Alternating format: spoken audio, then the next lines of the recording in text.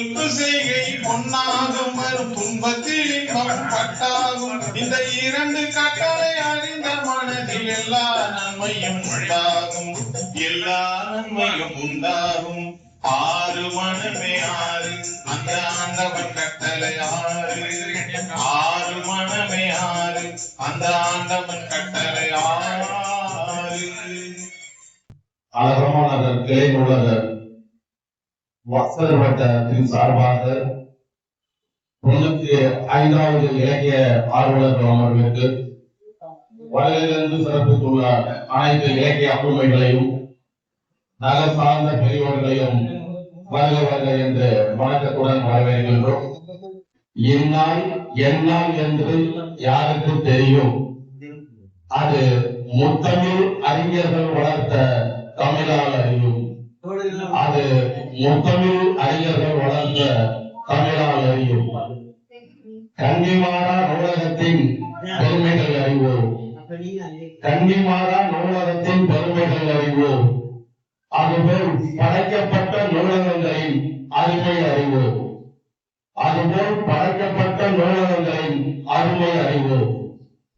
எத்திசையும் நூலகங்கள் இருக்குமிடம் அறிவோம். இன்று ஆலமரமாய் ஆழமானவர் நூலகத்தினை காண்போம். எத்திசையும் நூலகங்கள் இருக்குமிடம் அறிவோம். இன்று ஆலமரமாய் அழகமானவர் நூலகத்தினை காண்போம். இந்நாள் எந்நாள் என்று யாருக்கு தெரியும்? அது முத்தமிழ் அறிஞர்கள் வளர்த்த தமிழால் அறியும். ஆன்றோர்களும் சான்றோர்களையும் இருக்கையில் காண்போம். அழகமானவர் ஆன்றோர்களும் சான்றோர்களும் இருக்கையில் காண்போம். அவர்கள் இலக்கிய ஆர்வத்தினை பேச்சிலே காண்போம். அவர்கள் இலக்கிய ஆர்வத்தினை பேச்சிலே காண்போம். நூலை நோக்கி வேகமாய் போகும் வாரங்களை பார்ப்போம். நூலை நோக்கி வேகமாய் போகும் வாரங்களை பார்ப்போம். அதில் வாராவாரம் பேசி போகும் ஆளுமைகளை கண்டோம். அதில் வாராவாரம் பேசி போகும் ஆளுமைகளை கண்டோம். கேட்க கேட்க இனிக்கும் இந்த இலக்கிய அமர்விலே கேட்க கேட்க இனிக்கும் இந்த இலக்கிய அமர்விலே இன்று கயல்விழியாய் உரையாற்ற பேராசிரியர் வந்துள்ளாரே. இன்று கயல்விழியாய் உரையாற்ற பேராசிரியர் வந்துள்ளாரே. முன்னுரைக்கு முகம் காட்ட இவரை அழைக்கின்றேன். முன்னுரைக்கு முகம் காட்ட இவரை அழைக்கின்றேன். மாணிக்கமாய் ஜொலிக்கும் இந்த மன்னரை அழைக்கின்றேன். மாணிக்கமாய் ஜொலிக்கும் இந்த மன்னரை அழைக்கின்றேன். அறிமுக உரைக்கு இவர் ஆளுமை மிக்கவரே. அறிமுக உரைக்கு இவர் ஆளுமை மிக்கவரே. அழகமாக நகர் நூலகத்தின் அன்பை பெற்றவரே என அவரை அழைத்து என் தவியை நிறைவு செய்கின்றேன். நன்றி, வணக்கம். மிக அருமையான மாலை பொழுதிலே 95வது நிகழ்வு அழகமானவர் வாசல் வட்ட கிளை நூலகம் நடத்தி கொண்டிருக்கிறது. நாளொரு மணி பொழுது ஒன்றுமாக இந்த இலக்கிய வட்டத்திற்கு வருகை தரக்கூடிய துணை ஆளுமைகளையும் வருக வருக என்று வணங்கி வரவேற்பதில் நான் பெருமகிழ்ச்சி அடைகின்றேன்.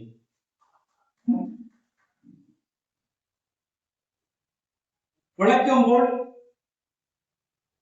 எங்களுடைய அழகமானவர் வாசல் வட்டத்திற்கு தலைவராக பொறுப்பேற்றிருக்கக்கூடிய ராஜவேல் ஐயா அவர்களுக்கும் இன்றைக்கு சிறப்புரையாற்ற வந்திருக்கக்கூடிய என் உயிர் தோழி திருக்காட்டுப்பள்ளி கல்லூரியினுடைய கௌரவ உரிமையாளர் கைவள்ளி எம்மையார் அவர்களுக்கும் என்னுடைய வணக்கத்தை நான் தெரிவித்துக் கொள்கிறேன்.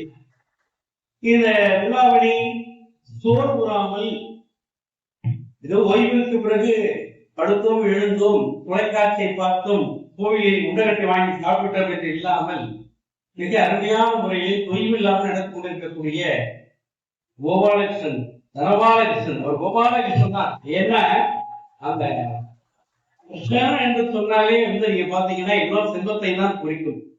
அப்படிப்பட்ட எங்களுடைய தனபாலகிருஷ்ணனுக்கு இந்த வாழ்த்துக்களை நான் தெரிவித்துக் கொள்கிறேன். சென்ற வாரம் ஒரு உயிர்ப்பு இல்லை இந்த இடத்திலே. காரணம் என்னவென்று அறிந்தேன்.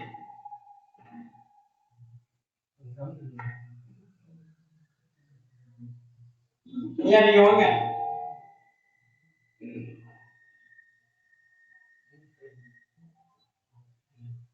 காரணம், எங்களுடைய அன்பு அத்தான் இந்த கூட்டத்தில் இல்லை. அதுதான் மிகப்பெரிய ஒரு காரணம். என்ன அப்படின்னா, ஒருத்தர் பாக்குறப்ப நமக்கு ரொம்ப இதா இருக்கும். இன்னைக்கு அதை விட அதுக்கு வந்து வலிமை சேர்த்த மாதிரி ஆம்பல் நாட்டார் வந்திருக்கிறார். அருமையான முறையிலே வந்திருக்கிறார். ரொம்ப இதெல்லாம் பாக்குறப்ப ரொம்ப மகிழ்ச்சி.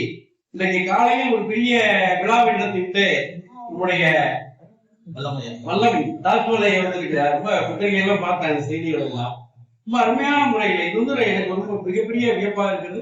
இது அத்தனையும் வந்து ஒரு ரசிக்கும் சீமானே என்று இன்றைக்கு இந்த பாடலை பாடின அவருக்கு இந்த டெடிகேட் பண்ணணும். ஏன்னா ரொம்ப அற்புதமான பாடல். இந்த பாடலாம் கேட்கறதுக்கு ஒரு தனி சுகம் வேணும். அந்த வகையில இன்றைக்கு எல்லோருமே ரொம்ப அருமையான முறையில இருந்திருக்கீங்க. இன்றைக்கு பேச வந்திருக்கக்கூடிய ஒரு தலைப்பு கொடை மடம் படுதல் என்று சொல்லியிருக்கிறார்கள். கொடை மடம் என்று சொன்னால் ரொம்ப அற்புதமான ஒரு நுட்பமான செய்தி. கொடை என்று சொன்னால் கருணை, ஈகை, வள்ளல் தன்மை. பேராசிரியர்களை வருக வருக என்று வணங்கி வரவேற்கின்றோம். சென்ற வாரத்திற்கு இந்த கொடை மடம் என்று சொன்னால் அறியாமை. அது என்ன கொடுக்கிறப்ப அறியாம வரப்போகுது? கொடை மடம் உங்க தலைப்புக்குள்ள வரல, நான் பேசிட மாட்டேன், ஒரு அறிமுறைக்கு சொல்லிடுறேன். அப்ப இந்த கொடை மடம் படுதல் என்பது ஒரு சாதாரணமா வந்து தேர்ல போயிட்டு இருக்கிறாரு, ஒரு முல்லைப்படி கீழே கிடக்கு, அதை இறங்கி வேற ஏதாவது செஞ்சுட்டு போயிருக்கலாம். ஆனா ஒரு தேரை கொடுத்தாங்க அல்லவா, அது அவனது அறியாமை அல்ல, அவனுடைய பெருந்தன்மை. அது முல்லைக்காக தன்னுடைய தேரையை கொடுத்தான், சாதாரண விஷயம் அல்ல. எல்லாரும் நினைப்போம் மதுரையை வந்து ஏன் கண்ணகி இடிச்சாங்க, அவங்க 2 பேருக்கு தானே தகராறு, பாக்கி எல்லாருமே எடுத்தாங்கன்னா அது அப்படி அல்ல. அது ஊழ்வினை. அந்த ஊழ்வினை இதன் காரணமாக அழிய வேண்டும் என்பது ஒரு விதி. ஆகையினால்தான் நம்முடைய புராணங்களாக இருக்கட்டும், நம்முடைய காப்பியங்களாக இருக்கட்டும், அது பின்னாலேயே ஒரு வலுவான காரணம் இருக்கின்றது. அதாவது ஒரு காலகட்டத்துல அதிகமான நெடுமானந்தி, கடையேழு வள்ளல்களில் ஒருவர், அதிகமான நெடுமானந்தி இடத்து எல்லா புலவர்களும் போய் நிக்கிறாங்க. அவருக்கு எல்லாம் உணவு கொடுக்கிறான், அவர்களுக்கு விருந்து தங்க வைக்கிறான், நல்ல ஒரு அறைகள் கொடுத்து இருக்கிறார்கள். ஆனால் பரிசு கொடுத்தா வீட்டுக்கு போயிடலாம், ஆனா பரிசு கொடுக்க மாட்டேங்கலாம். அவன் சொல்ற தினமும் இந்த கவிதை கேட்டுக் கொண்டிருக்கிறார்கள். அவர் மகிழ்ச்சியோட பலப்பட பாராட்டப்படுகிறார்கள். இது ஒரு நாள் ஔவையார் வருகிறார். ஔவையார் எடுத்து இவர்கள் எல்லாம் சொல்றாரு, நாங்கள் வந்து வெகு நாட்கள் ஆகிவிட்டன, எங்களுடைய குழந்தைகள், எங்களுடைய மனைவி எல்லாம் பிரிந்திருக்கிறார்கள், ஏதோ பரிசை கொடுத்தால் நாங்கள் எங்களுடைய வறுமையை போக்கிக் கொள்வோம், ஆனால் நாங்கள் இங்கு மட்டும் சுகமாக இருந்து கொண்டிருக்கின்றோம், இதை எப்படி கேட்பது என்று எங்களுக்கு தெரியவில்லை என்று சொல்கின்ற போது மிக அருமையான முறையில் ஒரு பாடலை பாடுகிறார். அற்புதமான பாடல். அதாவது யானை தன்னுடைய துதிக்கையால் எடுத்து வாயகத்து கொண்டு சென்ற கவளமானது கண்டிப்பாக வாய் உள்ளே சென்றுவிடும். அதை போல நீங்கள் கவலை கொள்ளாதீர்கள் என்னும் பொருள்படியாக ஒரு பாடலை சொல்கிறார். ஒரு நாள் செல்லலம், 2 நாள் செல்லலம், பல நாள் பயின்று பலரோடு செல்லினும் தலைநாள் போன்ற விருப்பிடன் மாதோ. என்ன அருமையான பாடல். நான் ஒரு நாள் பார்க்கல, 2 நாள் பார்க்கல, பலவோடு சேர்ந்து நான் பார்க்கிறேன். ஆனா எப்போ போனாலும் முதல் நாள் பார்த்தப்ப எனக்கு என்ன மகிழ்ச்சியோடு, ஆரவாரத்தோடு, உற்சாகத்தோடு என்னை வரவேற்று மகிழ்ந்து எனக்கு அத்தனை உபசரிப்புகளை செய்தானோ அதே உபசரிப்பு ஒரு நாளும் குறைவில்லை. தலைநாள் போன்ற வெறிப்புடன் மாதோ சொல்லிட்டு சொல்றாங்க. அணி இலை மன்னவ, 7 தேர் மன்னவ, அதிகமா நெஞ்சி யானை களிறு தன் கோட்டிலை வைத்த கவளம் போல நீட்டினும் நீட்டாதாயினும். ரொம்ப அற்புதமா சொல்றாங்க, அற்புதமான சாதனை. பரிசு கிடைத்து விடும். அப்ப மன்னன் புலவர்கள் மீது இருக்கக்கூடிய அபரிமிதமான அன்பின் காரணமாக தன்னுடைய சுற்றங்களாக அவர்களை நினைத்து அரண்மனையில் தங்க வைத்து அவர்களுக்கு வேண்டிய உபசரிப்புகளை எல்லாம் வந்து கொண்டிருக்கின்றான். ஏதோ நம்ம இன்னைக்கு வீட்டுக்கு வந்துட்டாங்க, விருந்து மருந்து 3 நாள் சொல்லுவோம், அதுக்கப்புறம் போனோம்னா ஐயோ மறுபடியும் வந்துட்டானா இருந்தாலே அப்படி நினைக்கிறதா இன்னைக்கு உலகம். அப்படி அல்ல. அவர்கள் எப்போதும் இன்முகத்தோடு, புன்னகை புத்த முகத்தோடு அவர்கள் வருகை எதிர்பார்த்து காத்துக் கொண்டிருக்கிறார். அல்லில்லாயினும் விருந்துவரும் முகம் சுமக்கும் முளை சார்ந்த கற்பின் வெள்ளியல் என்று சொல்றார். அல்கில்லாயினும் விருந்தவரின் முகமலரும் கற்பின் சார்ந்த வெள்ளியல் என்று சங்கப்பாடல் சொல்கிறது. இரவு நேரத்தில் வந்தா கூட அவர்கள் எப்படி இருக்கிறார்கள் என்று சொன்னால், அந்த முகமலர்ந்த தாமரை மலர் போன்று அவர்கள் விருந்தினரை வரவேற்று உபசரிப்பார்கள் என்ற அந்த பழந்தமிழ் பெருமை நம்முடைய தமிழர்களுக்கு உண்டு. அந்த தமிழர்களுக்கான அந்த கொடை மடத்தை பற்றி நம்முடைய சிறப்புரையாற்ற நம்முடைய பேச்சாளர் வந்திருக்கின்றார். இவரை பற்றி ஒரு சிறு அறிமுறை ரொம்ப நேரம் நான் எடுத்துக்கல. ஏன்னா நான் ஏன் இப்ப பேசுறேன்னு சொன்னா, அவர்கிட்ட சொல்லிட்டேன், எனக்கு கிடைக்க மாட்டேங்குங்க, எல்லாருக்கும் 2 minutes சொல்லிவிட்டு சொல்லுங்க, அதனால எனக்கும் கொடுத்துருங்க அப்படின்னு அவர்கிட்ட கேட்டேன். இதுலயே நீங்க முடிச்சுங்கன்னு அதுல ஒரு இதை கொடுத்துட்டாரு.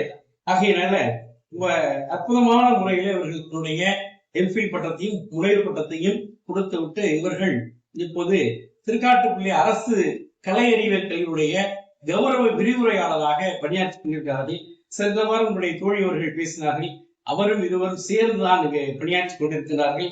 அந்த வகையிலே ஒரு நல்ல அருமையான முறையிலே ஒரு இலக்கியத்தில் தகவல் தொடர்பு என்ற முறையிலே தன்னுடைய கட்டுரை யாத்திரைத்திருக்கின்றார்கள்.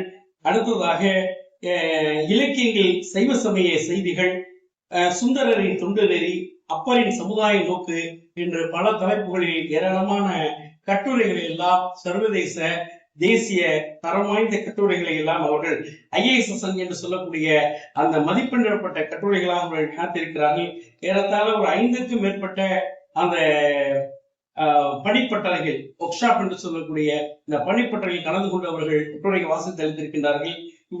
பன்னிரு திருமுறைகளில் பெண்ணியம் என்ற தலைப்பிலே அவர்கள் அந்த ப்ராஜெக்ட் அவர் செய்திருக்கிறார்கள். அடுத்ததாக பாத்தீங்கன்னா இது மட்டும் இல்லாமல் அவர்கள் கணிப்புரை துறையிலும் சில வல்லவர்களாக இருந்திருக்கிறார்கள். டேலி, HDCA மாதிரியான அந்த டேட்டா மாதிரியான அந்த கோர்ஸ்ல எல்லாம் நிறைய பண்ணிருக்காங்க. இன்றைக்கு அது தமிழ்துறைக்கு பேருதவியாக இருக்கிறது.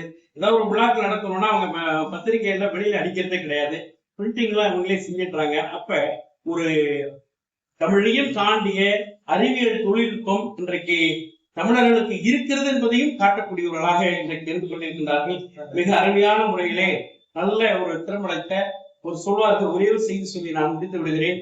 ஒரு காலகட்டத்தில் 20 வயது அகவை நிரம்பிய ஒரு பெண்ணையோ ஒரு மகனையோ திருமணம் செய்து கொடுக்கின்ற அந்த 1 நூற்றாண்டு காலம் வாழக்கூடிய தம்பதியினர் 5 தலைமுறை கண்டார்கள்.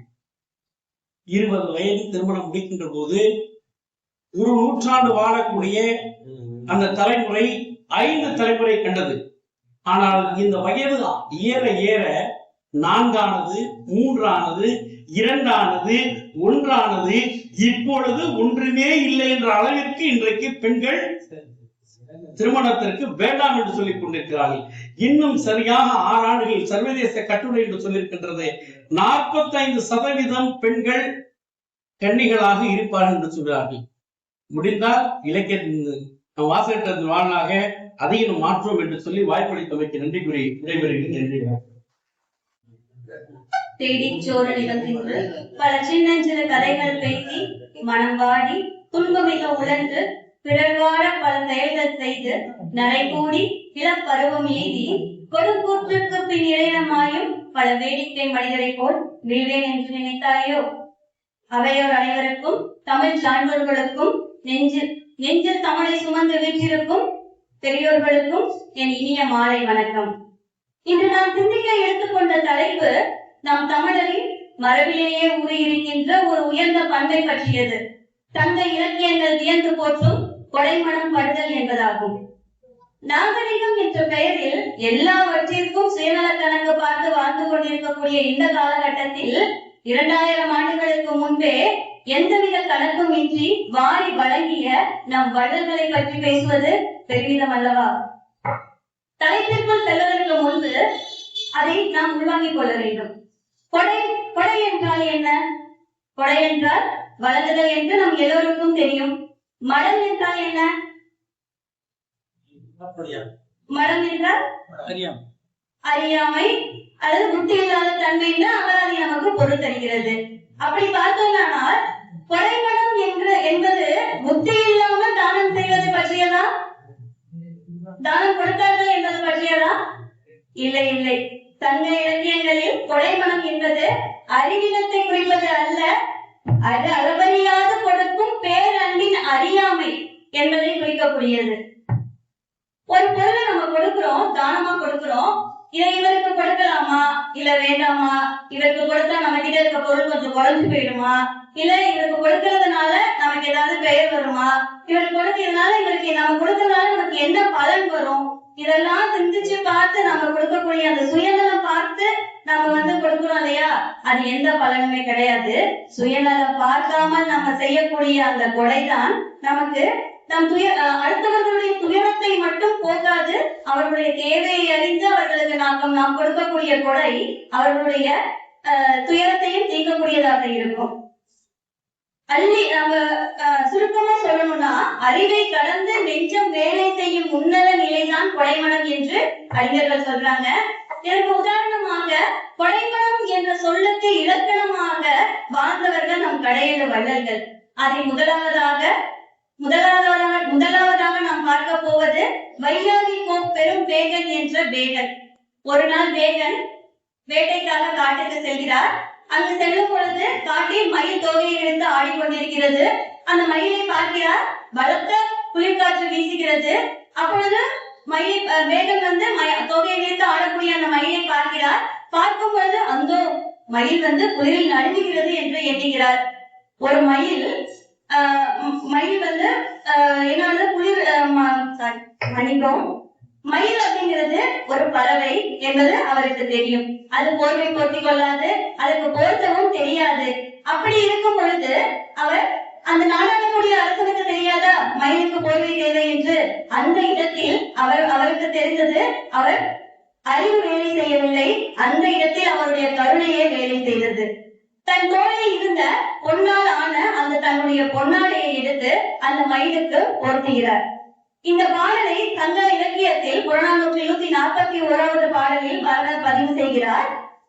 மடத்தனை மாமயில் பழிக்கும் என்று அஞ்சி இனநலம் அறியாது தன் ஈர்ந்து ஆடை நல்கிய கொடைமணம் படுதல் அல்லது படைமணம் படான் அவன் போர்மிகு வேகனே என்று இப்பாடலை பதிவு செய்கிறார் புலவர். வேகனுக்கு மயிலின் குணம் தெரியாது என்பதல்ல, ஆனால் அவன் கொடையில் மனம் பட்டானை தவிர போர்க்களத்தில் எதிரிகளை வீழ்த்துவதில் மனம் படாத வீரன் என்கிறார். இதைத்தான் கொடைமடம். இது ஒரு கவிதையாக சொல்கிறேன். மயிலே, நீ ஆடிய ஆட்டத்திற்கு அந்த மன்னன் தந்த பரிசு அல்ல இது, உன் உடம்பில் ஓடிய நடுக்கத்திற்கு அவன் இதயம் தந்த கம்பளி என்று ஒரு புதுக்கவிதையை இந்த இடத்தில் நான் பதிவு செய்கிறேன். அடுத்ததாக நம் தமிழ் சமூகம் மறக்கவே முடியாத மற்றொரு வள்ளல் பரம்புமலையின் தலைவன் வேள்பாரி. பாரி ஒரு நாள் ஆடம்பரமான அரசு தேரில் காட்டு வழியாக பயணம் செய்கிறார். இதை ஐயா அவர்கள் பதிவு செய்தார்கள். அதை இன்னும் கொஞ்சம் விளக்கமாக நான் பதிவு செய்கிறேன். ஆடம்பரமான தேரில் காட்டு வழியாக பயணம் செய்கிறார். அப்படி பயணம் செய்யும் பொழுது அங்கு ஒரு முல்லை கொடி காட்டில் வளர்த்த காட்டில் அங்கும் இங்கும் ஆடிக்கொண்டிருக்கிறது. அப்படி ஆடிக்கொண்டிருக்கும் பொழுது அவரை பார்க்கிறார். பார்த்தவுடன் தன் தேரை நிறுத்திவிட்டு இறங்குகிறார். இறங்கி பார்க்கிறார். அவர் நினைத்திருந்தால் அங்கு இருக்கக்கூடிய சிறு குச்சியை எடுத்து அந்த முல்லை கொடிக்கு கொடுத்திருக்கலாம். ஆனால் அவர் தன்னுடைய தேரை நிறுத்தி தன்னுடைய தேருடைய சக்கரத்தில் அந்த முல்லைக்கொடி படருமாறு விடுத்து சென்றார். தன்னுடைய அரண்மனைக்கு நடந்தே செல்கிறார். அப்படி யோசித்து பாருங்கள், ஒரு முல்லைக்கொடியின் ஆயுள் காலம் சில காலம் தான். ஆனால் பாரி தன்னுடைய தேரையே அதற்காக அழித்து நடந்து சென்றது கொடையின் மனம் அல்லவா? என் கண்முன்னே உயிர் தவிப்பதை பார்த்த பின் இந்த தேரின் மதிப்பு எனக்கு பெருத்தல்ல என்று நினைத்து பாரி நடந்தே சென்றான். இதனை தவிர பாரி பாரி என்று படையேற்றி ஒருவர் புகழ்வர் தென்னா புலவர். பாரி ஒருவனும் அண்ணன் மாரியும் உண்டு ஈண்டு உலகு புறப்படுவே என்று பாடினார். மலையை போல தகுதி பார்க்காமல் பொழிந்தவன் பாரி.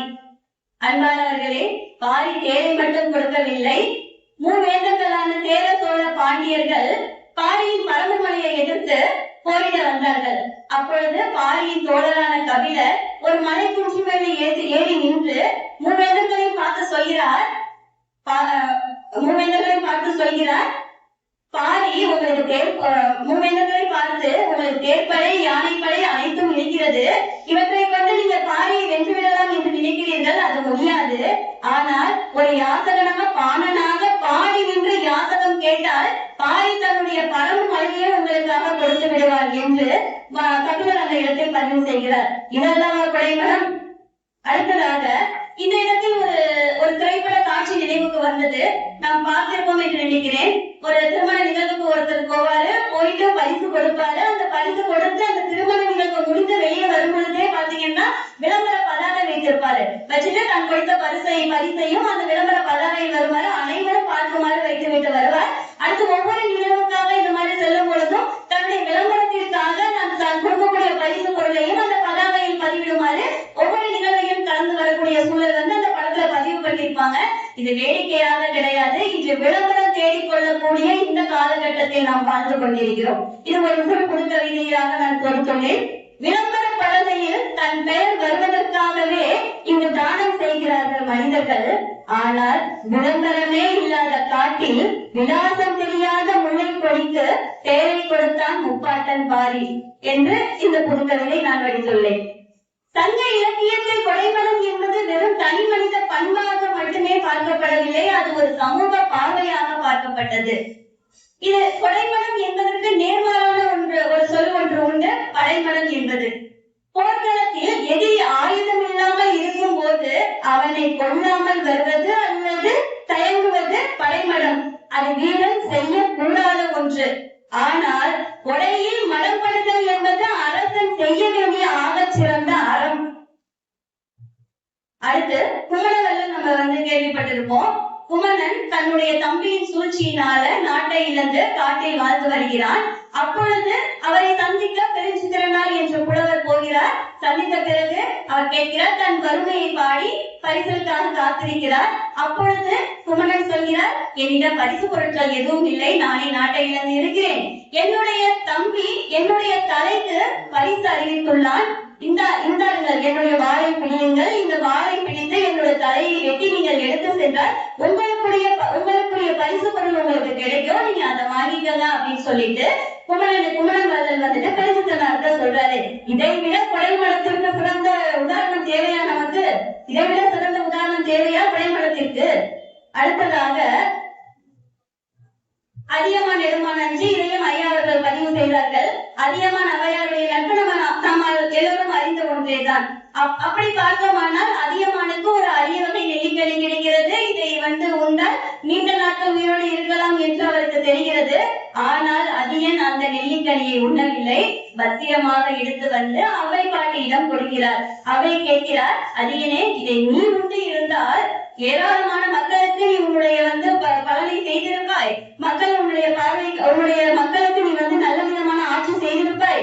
அப்படி இருக்கும் பொழுது இந்த நெல்லிக்கனியை எதற்காக கொடுத்தாய் என்று அவை கேட்கிறாய். நான் கொண்டிருந்தால் என்னால் மக்களுக்கு மட்டும்தான் நல்லது செய்திருக்க முடியும்.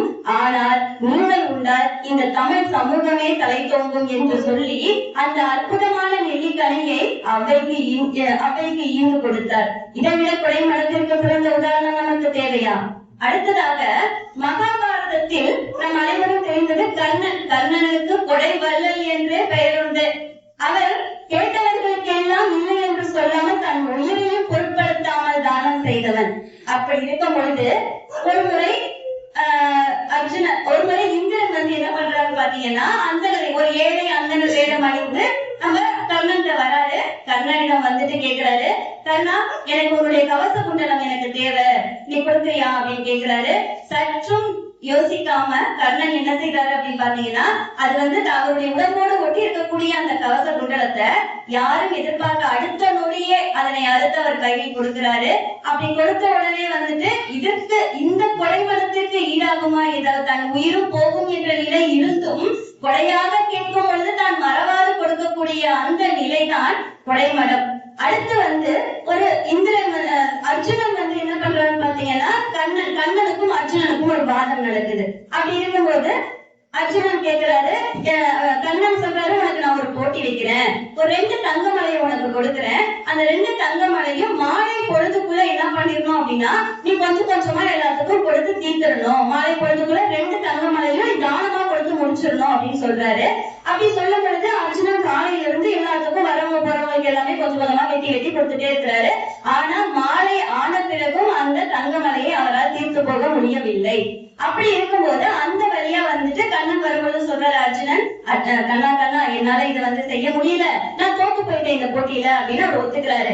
அடுத்த உடனே கண்ணன் என்ன செய்யறாருன்னு பாத்தீங்கன்னா கர்ணனை அழைக்கிறாரு. கர்ணனை கூப்பிட்டு இந்த தங்கமலைய தானமா மாலைக்குள்ள கொடுக்கணும், இதனால முடியுமா, உனக்கான போட்டி இதுன்னு சொல்லிட்டு கர்ணன் கிட்ட கண்ணன் சொல்றாரு. அப்படி சொல்லி முடிச்சு ஒரு சிறிது நேரத்திலேயே அந்த வழியாக ஒரு 2 பேர் வராங்க. அவங்களை கூப்பிட்டு ஒருத்தருக்கு இந்த மலையை நீ எடுத்துக்கோ, இன்னொருத்தருக்கு நீ இந்த மலையை எடுத்துக்கோ அப்படின்னு சொல்லிட்டு அவர் கொடுத்துடுறாரு. இங்க தானம் கொடுக்கணும் முடிவு பண்ணிட்டா யாருக்கு எவ்வளவு கொடுக்கணும் அப்படிங்கறத நம்ம முடிவு பண்ணக்கூடாது. கொடுக்கணும்னு நினைச்சா எந்த ஒரு எதிர்பார்ப்பும் இல்லாமல் கொடுத்து முடித்து விட வேண்டும். அடுத்த நிகழ்வும் கர்ணன் பற்றியதுதான். அந்த அரண்மனையில் கர்ணன் உட்கார்ந்து அமர்ந்திருக்கிறாரு. கர்ணனும் அருகில உட்கார்ந்து இருக்கிறாரு. அப்படி உட்கார்ந்து பேசிக்கிட்டு இருக்கும் பொழுது தன்னுடைய இடக்கையில ஒரு பொன் கிண்ணம் இருக்கு. அந்த பொன் கிண்ணத்துல பாத்தீங்கன்னா எண்ணெய் ஊத்தி அந்த எண்ணெய் தன் உடம்புல பூசி கொண்டிருக்கிறாரு கர்ணன். அந்த வழியா ஒரு யாசகம் கேட்டு ஒருத்தர் வராரு. அப்படி அந்த வரக்கூடியவர் கர்ணன் கிட்ட யாசகம் கேட்கிறாரு. அவர் சிறிதும் யோசிக்காம என்ன பண்ணான்னு தன் இடக்கையில் இருக்கக்கூடிய அந்த பொன் கிண்ணத்தை எண்ணெய் கீழே ஊத்திட்டு அப்படியே என்ன பண்ணிருந்தாருன்னா கொடுத்துறாரு. கண்ணன் கேட்கிறாரு, இடக்கையால கொடுக்கறது கொடை கொடுக்கறது அறம் கிடையாது, நீ எப்படி இடக்கையால அறம் கொடுக்குற, இது தவறு இல்லையா அப்படின்னு சொல்லி கேட்கிறாரு. அதுக்கு கர்ணன் சொன்னாரா, இல்ல இடக்கையிலிருந்து நான் வலக்கைக்கு மாத்திரத்துக்குள்ள என்னுடைய நிலை மாறி போயிரும், என்னுடைய எண்ணம் மாறி போயிரும். அப்ப நான் கொஞ்சம் சிந்திச்சிருவேன் இல்லையா, யோசிச்சிருவேன் இல்லையா, அப்படிலாம் இருக்கக்கூடாதுங்கிறதுக்காகதான் அந்த நிமிடமே நான் அதை தானமா கொடுத்தேன். இதனால எது வந்தாலும் எந்த பாவம் வந்தாலும் நான் ஏத்துக்கிறேன் அப்படின்னு சொல்லிட்டு கர்ணன் அந்த இடத்துல பதிவு பண்றாரு. இதை விட கொலை மனத்திற்கு ஒரு சிறந்த உதாரணம் நமக்கு தேவையா? அடுத்தது, யாதுமுறை யாவரும் கேளீர் என்ற உயரிய சிந்தனை கொண்ட தமிழ் மரபில் கொடைப்பண்பு என்பது மனித வாழ்வின் ஆக சிறந்த அறம். திருக்குறளில் ஈகை என்னும் பண்பு மிக உயரிய அறமாக கருதப்படுகிறது. பிரதிபலன் பாராமல் நம் பிறகு வறுமையை போக்குவதே ஒரு மனித வாழ்வின் உண்மையான பயன். பகுத்துண்டு பல்லுயிர் போகும் உன்னத நெறியும் ஈகையினால் விளையும் அழியாத புகழையும் உணர்த்துவதுதான் வரியாருக்கென்று ஈவதே ஈகை என்றெல்லாம் புதிய எதிர்ப்பை தீர கொடுத்து இல்லாதவருக்கு வழங்குவதே ஈகை பண்பு என்பதை உணர்த்துகிறது இந்த குரல். அன்பானவர்களே, 2000 ஆண்டுகளுக்கு முன்பு வாழ்ந்த குமணன், பாரி, பேதன் இவர்களை பற்றியெல்லாம் கதைகளை இன்றளவு பேசிக் கொண்டிருக்கிறோம் இல்லையா? ஏன் நாம் பேச வேண்டும்? இன்றைய உலகம் எப்படி இருக்கிறது? 500 ரூபாய் டிக்கெட் போடுவதற்கு நம்ம என்னெல்லாம் யோசிக்கிறோம், இவருக்கு போடலாமா, இவருக்கு என்ன கைத்தாலாம் நல்லா தானே இருக்கு, வேலைக்கு போலாமே, அப்படியெல்லாம் நம்ம யோசிச்சு அந்த பிச்சை நம்ம ஒருத்தருக்கு நம்ம கொடுக்கிறோம். அதுக்கடுத்து ஒரு உதவி செஞ்சா இந்த உதவினால நமக்கு ஏதாவது வரி விலக்கு கிடைக்குமா, அந்த மாதிரி எல்லாம் இந்த காலகட்டத்தில் இருக்கக்கூடிய சூழலை நம்ம சிந்திச்சுட்டு இருக்கும் பொழுது 2000 ஆண்டுகளுக்கு முன்பு வாழ்ந்த நம் முப்பாட்டங்களான கடையர் வள்ளல்கள் அளித்த இந்த கொடை இதைவிட கொடைமலத்திற்கு சிறந்த உதாரணங்கள் நமக்கு தேவையில்லை என்று நினைக்கிறேன். கொடைமலம் நமக்கு கற்றுத்தரும் பாடம் என்னவென்றால், உணர வேண்டும் என்ற இடத்துல உனக்கு மூளையை பயன்படுத்தாத ஒரு இதயத்தை பயன்படுத்தி உதவி செய்ய. நம்ம மூளையை கேட்கவே என்ன பண்ண கொஞ்சம் யோசிச்சுமா, ஐயோ இது நம்ம செய்யணுமா, இது செஞ்சோம்னா நமக்கு ஏதாவது கிடைக்குமா, நம்ம பேர் நல்லா பெரிய பேர் ஆகுமா, இதை நம்ம செஞ்சு கொடுக்கறதுனால அவன் ஏதாவது நமக்கு பலன் கிடைக்குமா, அவங்க மூலியம் நமக்கு ஏதாவது வேலை நடக்குமா, இப்படி எல்லாம் மூளை சிந்திக்குமா.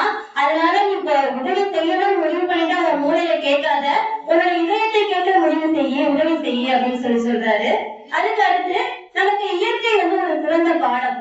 இயற்கை பாத்தீங்கன்னா மரங்கள் இருக்கு, அந்த மரங்கள்ல இருந்து பழங்கள் இருக்கு. அந்த பழங்கள் மனிதர்களுக்கும் அந்த பழங்கள் கிடைக்குது, பறவைகளுக்கும் அந்த பழங்கள் கிடைக்குது. அது யாருக்காவது தவிர்த்து கொடுக்குதா, இல்ல நீங்க மனிதர்கள் மட்டும் சாப்பிடணும் பறவைகளும் சாப்பிடக்கூடாதுன்னு சொல்ல கிடையவே கிடையாது. அது மனிதர்களும் சாப்பிடலாம் பறவைகளும் சாப்பிடலாம் அப்படிங்கிற இயற்கை நமக்கு ஒரு பாடம் கற்றுக் கொடுக்குது. மற்றொன்று, மழையை பிடிச்சு பாருங்க, மழை நல்லவங்க வீட்டுல மட்டும்தான் நான் பெய்வேன், இந்த கல்யாணம் மழை பெய்ய மாட்டேன் அப்படின்னு சொல்லுதா? எல்லார் வீட்டு தோட்டத்திலுமே அந்த மழை பொழிகிறது. அது இந்த இயற்கையிலிருந்து நாம் கற்றுக்கொண்டது என்னவென்றால், அனைவருக்கும் நாம் உதவி செய்ய வேண்டும், கொடை செய்ய வேண்டும், பாரபட்சம் இல்லாமல் நம்முடைய உதவி சேர வேண்டும் என்பதுதான். அடுத்து, எனவே சான்றோர்களே, கொடைமலம் என்பது பொருளை இழப்பது அல்ல, வரலாற்று அழியாத புகழை நமக்கு கொடுப்பது. கணக்கு பார்த்து வாழக்கூடிய இந்த சூழல் மத்தியில எந்த கணக்கையும் பார்க்காமல் வாழ்ந்த வேகனும் பாரியும் குமரனும் இன்று நம் நண்பர்கள் வாழ்ந்து கொண்டிருக்கிறார்கள். கொடைகுணம் என்பது கைகளில் இல்லை, அது நம் மனதில் இருக்கிறது. நம்மிடம் இருக்கும் பொருளை பிறரோடு பகிர்ந்து மகிழ்வோம். கணக்கற்ற அன்பை இந்த உலகிற்கு வாரி வழங்குவோம். ஈர்த்துவக்கும் இன்பம் அறியார்கள் தாமுடைமை வைத்திலங்கு வெண்கணவர் என்ற வள்ளுவ பெருந்தகையின் வாக்கினை மனதில் ஏற்றி வாய்ப்பளித்த அனைவருக்கும் என் மனமார்ந்த நன்றியை கூறி விடைபெறுகிறேன். நன்றி, வணக்கம். அழகமான கிளை நூலகம் இன்று ஒரு வெற்றியின் படிக்கட்டில் இருக்கிறது. யாரெல்லாம் அந்த வெற்றிக்கு காரணம் என்று சொன்னால் தமிழ் அறிஞர்கள், இங்க இருக்கிற கலைஞர்கள், எல்லாவற்றையும் விட இப்ப வந்திருக்கின்ற நமது இளம் பேராசிரியர்கள், இவர்கள் தான் இன்று இந்த வெற்றிக்கு படிக்கட்டாக நினைக்கிறேன். நாங்கள் ஆரம்பிக்கும் போது ஒரு 4 அல்லது 5 பேர் தான் ஆரம்பத்தில் ஆரம்பித்தோம் என்று நினைக்கிறேன். இன்று இருக்கின்ற அனைவருமே மிகப்பெரிய பேராசிரியர்களாகவும் அறிஞர்களாகவும் இருக்கிறார்கள். அந்த வகையிலே 95 என்பது 100 அடைவதற்கு இன்னும் 5 வாரங்கள் தான். இதோ நெருங்கிவிட்டோம் என்கின்ற நிலையிலே நமது தனபாலையா அவர்கள் அதை அடிக்கடி சொல்லிக்கொண்டே இருப்பார்கள். ஐயா 94, 95 அப்படின்னு மிக சிறப்பாக வழிநடத்திக் கொண்டிருக்கிறார்கள். அவர்களுக்கும் நன்றி. இது ஒரு சிறு தகவல் தான், நாமெல்லாம் மறைந்ததுதான். ஒரு வாழ்வியல் கதை. 2 ஜென் துறவிகள் ஒரு காட்டிலே வாழ்ந்து வருகிறார்கள். அடர்ந்த காடு, அது வழியாக ஒரு நடைபாதை இருக்கிறது. அது வழியாக தான் மற்ற கிராமத்துக்கு செல்ல முடியும். அந்த வழியாக ஒரு பெண் நடந்து வருகிறார். அந்த நேரத்தில் ஒரு கடுமையான மழை, திடீரென்று ஒரு ஓடை உருவாகிறது. அந்த பெண் அடுத்த கிராமத்திற்கு ஒரு திருமணத்துக்காக செல்கிறார். நன்றாக உடை உடுத்தி பட்டுப்புடவை போன்ற உடைகளாக உடுத்தி வந்து கொண்டிருக்கிறார். அந்த ஓடையை பார்த்தோம்னா அப்படியே தயங்கி நின்று விடுகிறார். எப்படி அதுக்கு செல்வது, போனால் எப்படி நம்ம அந்த திருமணத்தை கலந்து கொள்வது என்கின்ற ஒரு சந்தேகம். அப்போது ஒரு துறவி, ஏனம்மா பெரிய சந்தேகம் வைக்கிறீர்கள் இந்த தகவல் சொன்ன உடனே, சரி வாங்க என்று தோல்லை சுமந்து கொண்டு போய் அந்த பக்கம் ஓடையை தாண்டி கொண்டு விட்டுட்டு வந்தார். அங்கிருந்து வந்தவுடனே இன்னொரு துறவி ரொம்ப கட்டுக்கட்டு மூஞ்ச வச்சுக்கிட்டு ஒரு மாதிரி அவர் முடிக்கிறாரு. அவர்கிட்ட பேசாம திரும்பி தெரிய போறாரு. ஏன் என்ன அப்படி இருக்கீங்க அப்படின்னு கேட்கிறாரு. இல்ல நீங்க பெரிய துறவின்னு நினைச்சனா, நீங்க இப்படி இருக்கீங்கன்னு நினைக்கவே இல்லை. என்ன விஷயம் சொல்லுங்க அப்படின்னு. ஏன் எப்படி நீங்க ஒரு இளம் பெண்ணை வந்து தோல்ல சுமந்து கொண்டு போய் அந்த வகை எப்படி விட்டுட்டு வந்தீங்க? அவர் உடனே சொன்னாரு, நான் அவங்களை இறக்கி சுமையை இறக்கி விட ரொம்ப நேரம் ஆயிடுச்சு, நீங்க ஏன் என்ன சுமந்துட்டே நிக்கிறீங்க? இதுதான் நம்ம வாழ்விலேயும் நிறைய நடந்துகிட்டே இருக்கு. சுமைகளை இறக்கி வைக்க வேண்டும், சுகங்களை ஏற்ற வேண்டும் என்று சொல்லி முடிக்கிறேன். நன்றி, வணக்கம். அன்பு உடன்பிறப்புகளே, தமிழகத்தில் எத்தனை நூலகம் இருந்தாலும், அதிலும் குறிப்பாக தஞ்சையிலே எத்தனை நூலகம் இருந்தாலும், அழகம்மா நகர் நூலகம் என்பது நூலை தொடக்கூடிய நூலகம். நானும் கூட நூலை கூட எண்ணினேன். அதே போலத்தான் இன்றைக்கு அழகம்மா நகர் நூலகமும் நூலை கூட இருக்கிறது.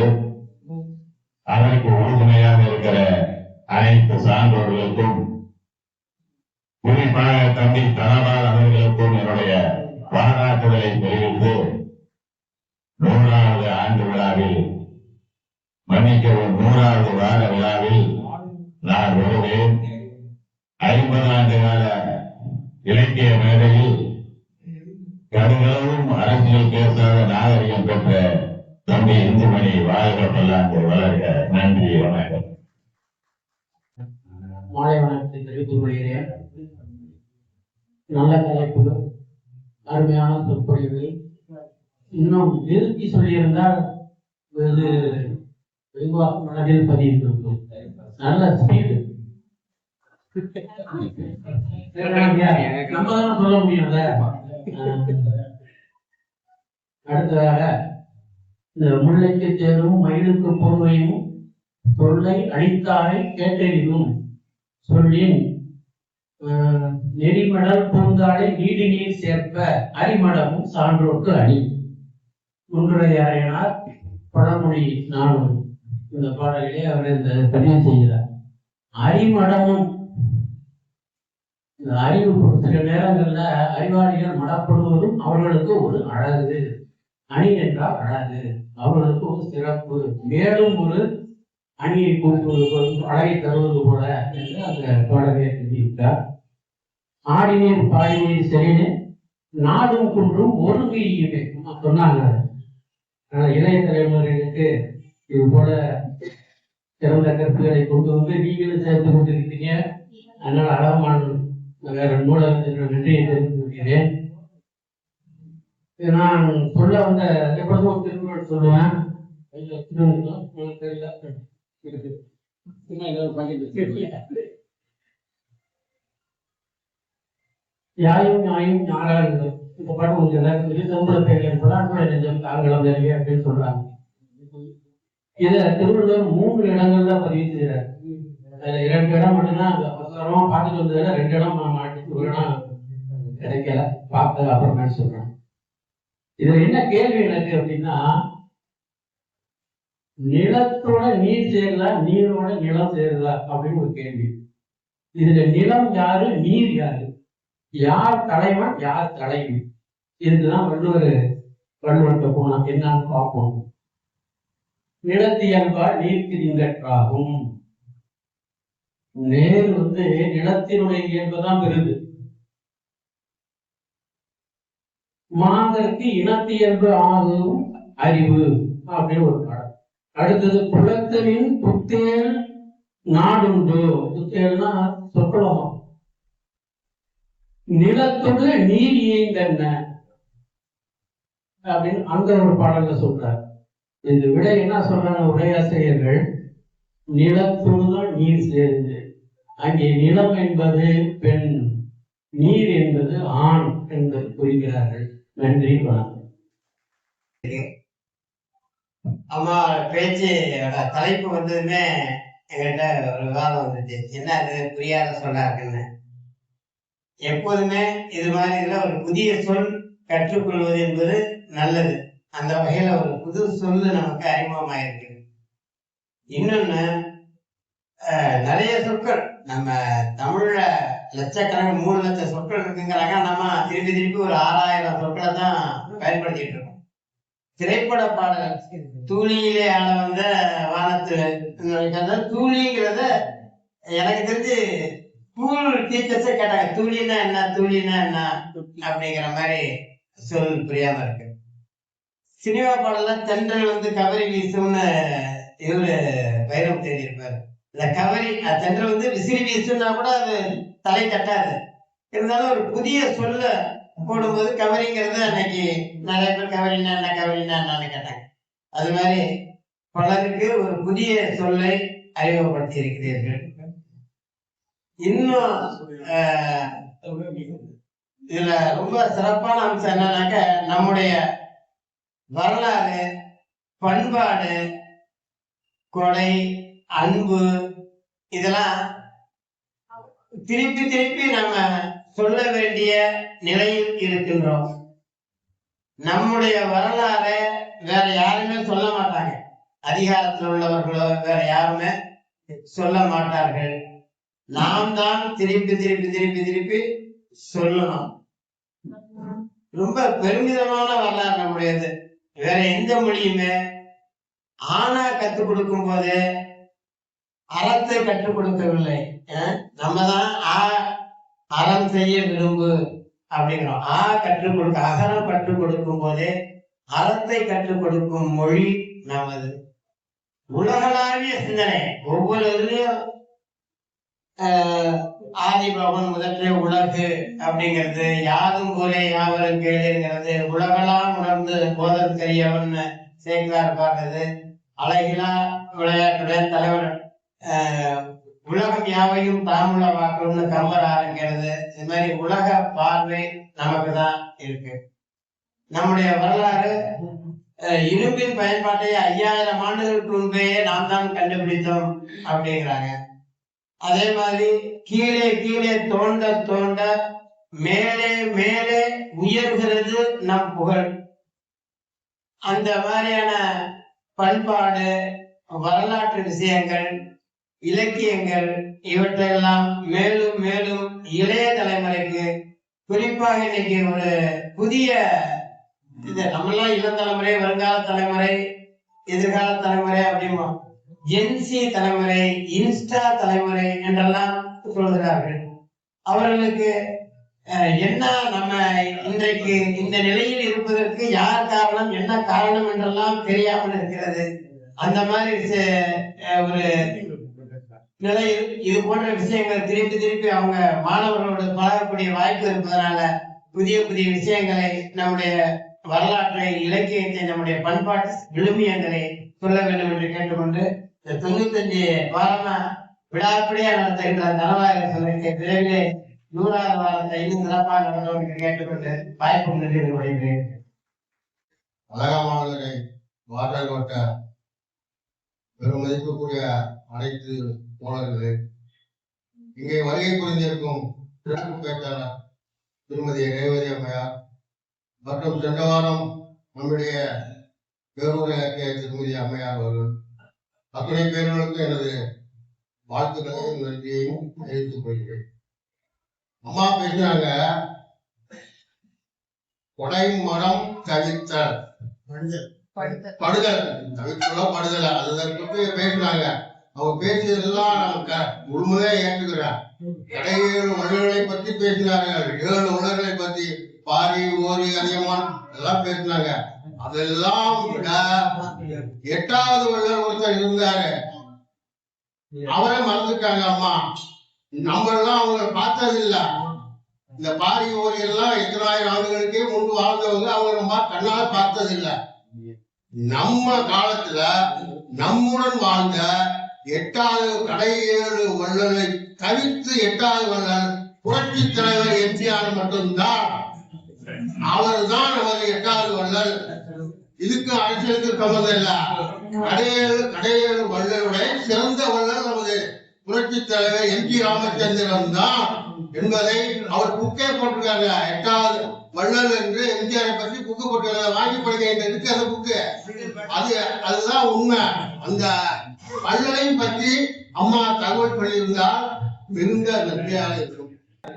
இன்றைய காலகட்டத்தில் நம்முடைய அறிஞர்களை போற்றுறோம், குறிப்பா புரட்சியாளர்களை போற்றுறோம், அண்ணல் மகாத்மா காந்தியை போற்றுகிறோம். மகாத்மா காந்தியை உலகத்தில் உள்ள புரட்சி செய்தவர்களை விட மகாத்மா காந்தி தான் சிறந்தவர் என்று உலக புரட்சியாளர்கள் சொல்றாங்க. குறிப்பாக மார்ட்டின் லூதர் கிங் அமெரிக்காவில் இருக்காரு, சேகுவாரா கியூபா நாட்டில் இருந்தாரு, பெடரல் கேஸ்ட்ல இருந்தாரு. ஒவ்வொரு நாட்டில் இருந்த தலைவர்கள் எல்லாம் அந்த நாட்டுடைய புரட்சி வந்த பிறகு அவர்கள் தான் அந்த நாட்டினுடைய அரியணை பீடத்தில் அமர்ந்தார்கள். ஆனால் நமது நாட்டிற்கு சுதந்திரம் வாங்கி கொடுத்த அண்ணல் மகாத்மா காந்தி அவர்கள் தன்னுடைய சுதந்திரம் அடைந்த நாள் அன்று 1940 ஆகஸ்ட் 15ஆம் தேதி எங்க இருந்தார்? நவகாய் பிரதமர் அங்க இருந்தார், கொல்கத்தாவோடு சாதாரண இஸ்லாமிய குடிசையில் போய் செய்கின்றார். அன்னைக்கு விட்டு பல்லாயிரம் மக்கள் இறப்பூட்ட நிலையில் அங்க போய் அவர் இருந்தார்.